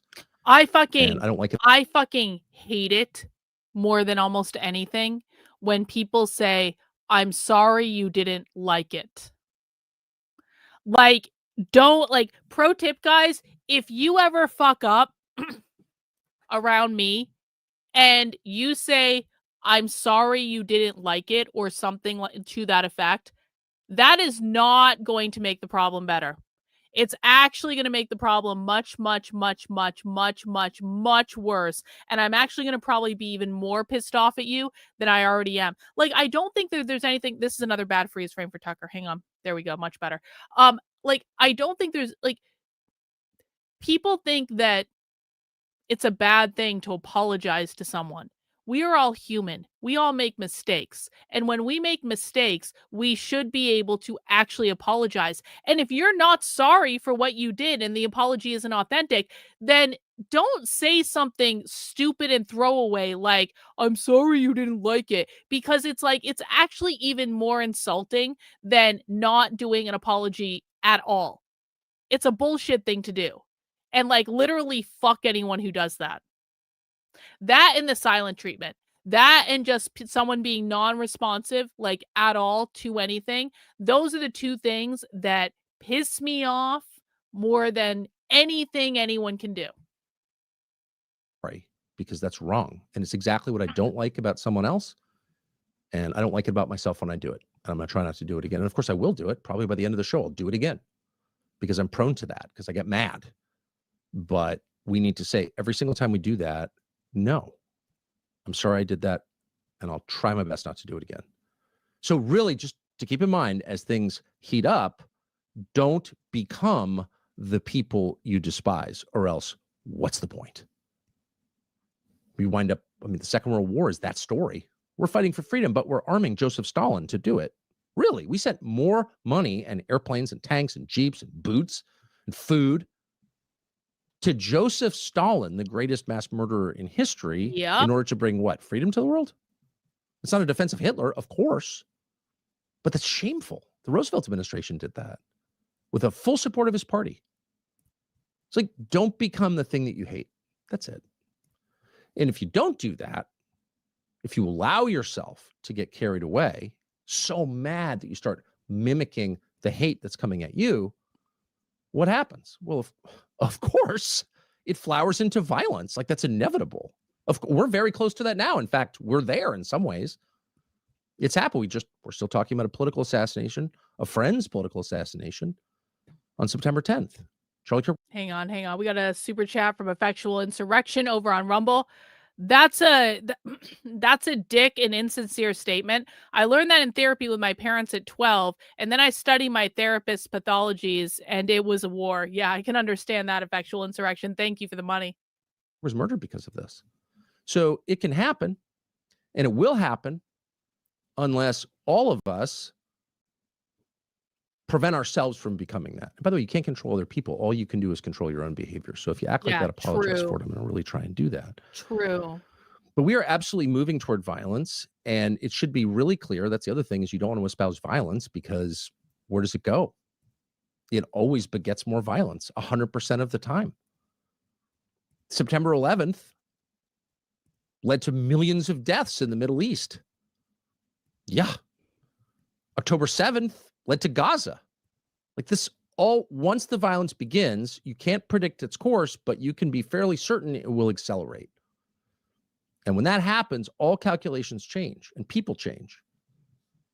And the feud becomes irresolvable and more people die. And that could happen in our country. So the only way to stop it is by controlling your own behavior so you yourself don't become evil. So Mark Levin is already there. And we know that because Mark Levin has repeatedly, and he's not the only one, but he's the most blunt, has repeatedly called for just murdering civilians, children in Gaza because they're Amalek or whatever. They're stained by blood guilt. Prime Minister of Israel said exactly the same thing. They are guilty by virtue of how they were born. So that, by definition, includes women and children. So Mark Levin is not clever enough to keep the implications of these views to himself, and he said them repeatedly on television, just to give you a sense about how Mark Levin feels about human life and the human soul. Watch this. And I'm supposed to, what? Shed crocodile tears for what's going to happen to these people? I'm not. Maybe I'm the only one who will voice it, but I'm not.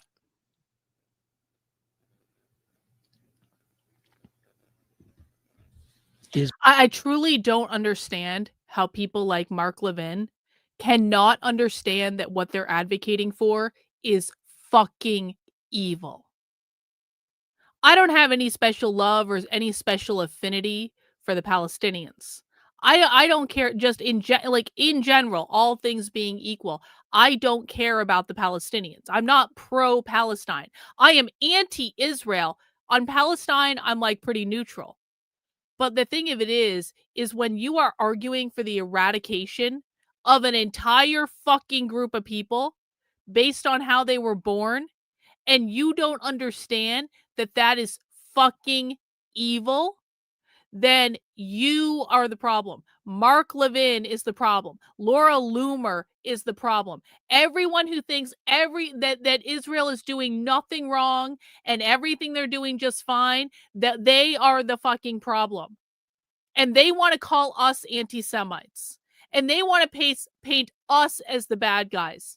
And they want to accuse us of being fucking Nazis. And they want to say that we're inflicting another Holocaust on them because we don't want to give them billions and billions and billions of dollars to wipe an entire population of people off the face of the fucking earth. These people are fucking evil. Israel has every right to throw every damn thing it has at barbarians. And if there are innocent people, quote unquote, civilians who are killed, then maybe they ought to organize to take out the government they elected. Tapper and the others are saying there's 2 million Palestinians in Gaza. They're not all terrorists. They don't all believe in Hamas. They really have no choice. Let me ask you a question. Is that how we treated the German people when we were fighting the Third Reich? Well, they're not all Nazis. I mean, you got to fight to win and survive. You can't sit there and figure all that stuff out. Oh, but don't hurt the civilians. Look, we have to defend ourselves. The Israelis have to defend ourselves. The free world has to defend itself. And if there's collateral damage, well, that's too bad. He is a fucking bloodthirsty fucking monster. Mark Levin needs to be fucking canceled. Mark Levin needs to be ostracized. Mark Levin needs to be resoundingly denounced by like fucking everyone. I do not trust a single person that supports Mark Levin. It is just piss poor judgment. 25 years ago in this country, people didn't talk that way. Yeah, they didn't. real. It was a different landscape, different expectations. The idea of blood guilt, because that's what he's describing there. You should be killed by virtue of who your parents are, who your grandparents were, by virtue of how you were born. You should be killed. You don't have a right to live. You're guilty because you were born, and which, of course, leads to collective punishment and genocide. That's the basis of genocide right there, that attitude. That was considered totally unchristian and un-American because it is. And if someone said something like that on television, I mean, he'd be probably pulled off the air for that. You should kill kids because you don't like their parents? That is their attitude. That's the Israeli government's attitude. Yep. Well-documented attitude. We're paying for that. And you could say, well, you don't have to hate Israel, but that behavior is not better than Hamas at all. In fact, it's kind of the same, right? Killed civilians. They came in and killed people at a music festival. Bibi turns out let them in. We found out today in the Knesset. But whatever you think of what happened on October 7th, Israeli civilians were killed. That's terrible. We're against that. We have to be against that. And we're no better than the people we're fighting, of course. What is the difference between us and them? We're in different groups. That's not a meaningful difference. The difference is we're committed to a set of Western principles. And those principles begin with, we reject blood guilt. And because we do, we reject collective punishment and genocide. A lot of us thought that was a consensus after World War II. That was the lesson of the Nazi regime.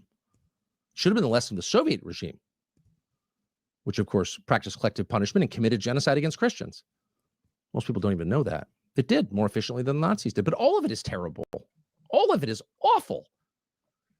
And a lot of us thought that was the Hey, we got Goro over on Rumble. I just want people on YouTube to know. Listen. I just want people on YouTube to know.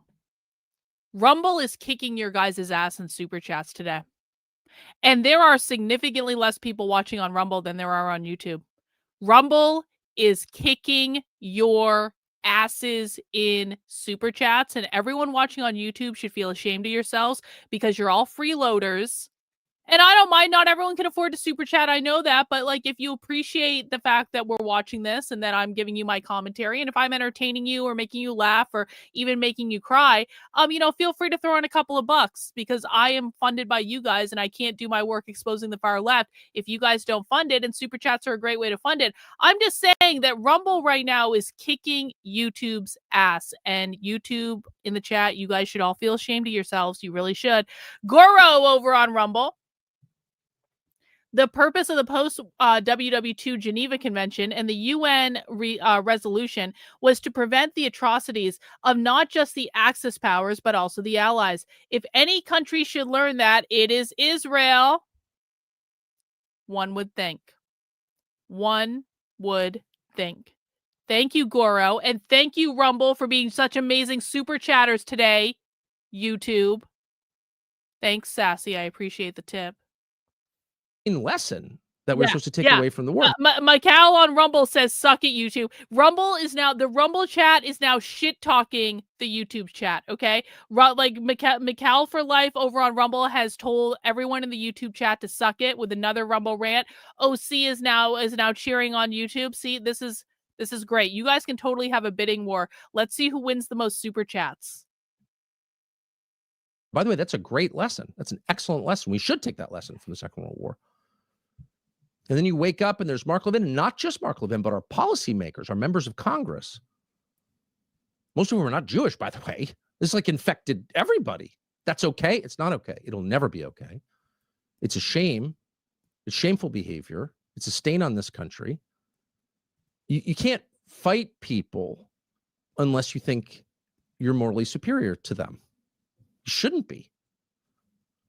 And how can you say you're morally superior if you're operating from the same assumption, which is that everyone on the other side should be killed because of how they were born? Appreciate it. But that is absolutely Mark Levin's assumption. And he said it out loud. Look at this Twitter exchange. Watch this. She's basically saying, I don't understand why we're getting involved in all this stuff. And Mark Levin is saying, well, you're a Nazi. And someone writes in and says, Mark, I'm not even, I may be on your side or not, but what you're saying is actually creating anti-Semitism. And he's saying, and I'm quoting, anti-Semitism is, quote, in your family's DNA. Who thinks that? Josh Hammer does. Who would say something like Josh Hammer said stuff Streaming like November that. 16th on Paramount Plus. Josh It is Hammer the biggest also said stuff like that. a lot of people don't believe in a chosen people, and we don't believe in a damned people. Exactly. Fact. Period. Fund. Thanks, Aaron. We don't believe that in the West. We don't believe that some peoples are inherently better or worse than other peoples. True. We believe in individuals in the capacity of every person to make individual choices and change for the better or the worse. And on that basis, they are judged, but not on how they were born. And if we don't believe that, if we think that some people are just inherently bad because of their DNA, as Mark has said, and a lot of other people like Mark have said, then what's the point of all, what's the point of all of this? At that point, it's just like, well, my group has more guns than your group and we're in charge. That attitude gets people killed and it rots your soul. That's why we say anti-Semitism is bad in the first place, isn't it? You can't judge a whole group of people by how they were born, by their genetics, by their DNA. But there's Mark Levin doing it. So it shouldn't surprise you that, of course, if you have those attitudes and you think there are Americans, and he clearly does, whose DNA makes them less than human, unsalvageable, inherently evil, well, it shouldn't surprise you that he'd be calling for violence against them. And he is. And this isn't like your kind of classic, like, oh, everyone's out to kill me. I'm so Thanks, important. Hans. Appreciate I it. despise that. But it's a fact. And we know that from what he says. So here's Mark Levin about 2 weeks, in fact, I think exactly 2 weeks after Charlie Kirk was assassinated. And he was trying to explain how this happened. How did Charlie get killed? Here's what he said. The call to violence. That's what it is. You're calling people Hitler. It's a mass murder. Yo! Naruto with a big super chat, at least big in terms of text, but I also do appreciate it. Naruto, thank you. Mark Levin is scared to debate Tucker Carlson. Yeah, very, very true. Because he knows Tucker will destroy him in a debate. If he thinks the ideas are easy to defeat, he should just take TPUSA up on their offer to debate Tucker. That is 100% true, Naruto. That is a fire super chat. That's exactly correct. Mark Levin cannot debate Tucker Carlson because Mark Levin is scared and he knows Tucker Carlson would win and all that stuff. Speaking of which, can I throw out an idea?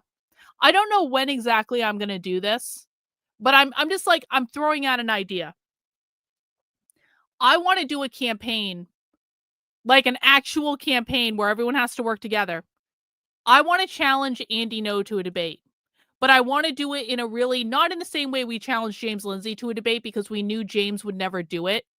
But like with Andy No, I feel like if we put together, if we really started hammering on this and we made it very clear, we want an intellectual debate on what the far left is actually doing with evidence.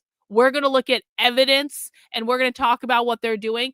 I really feel like we could probably make enough noise or at least annoy people enough to where maybe we can make that happen. And I think that I would destroy Andy No in a debate. I think it wouldn't even be close because, again, Andy doesn't keep hinged into the ground on what's going on with the left. He only reports things that go viral on Twitter. So he really doesn't know. And so I don't know exactly when I'm going to do this. Hey, thanks, No Mayo, for the super chats, only because Mark Levin's ideas are shit. So real. I think I want to challenge Andy No to a debate at some point, but I'm thinking about the timing of it and I'm thinking about the right way to do it so it can have the most impact. Okay. So if anyone has, I would destroy him.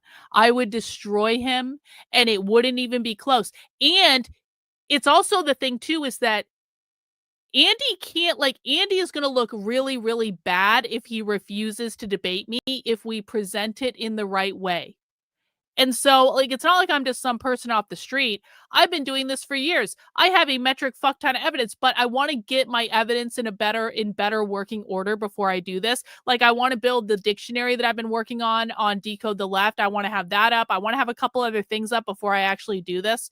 But that's going to be coming. So, Andy, no, I'm warning you now that there will be a time, probably at the beginning of 2026. We're not going to do it right away because the holidays are coming up and I don't like doing this stuff during the holidays. But I'm just saying, Andy, no, at the beginning of 2026, there will come a time when I will be publicly challenging you to a debate. And so I'm giving you a lot of prep time, bro. I'm giving you a lot of lead time. I'm literally saying this on the internet right now in front of hundreds of people. You're going to find out I said this and I will be challenging you to a debate. And it's not just going to be one time, Andy. We're going to hammer your ass, not in the gay way that you like, but in a way that you find really unpleasant. We are going to hammer your ass over and over and over and over and over again in every which way we possibly can until you man up and debate me on the far left. And when you man up and debate me on the far left, I will fucking destroy you.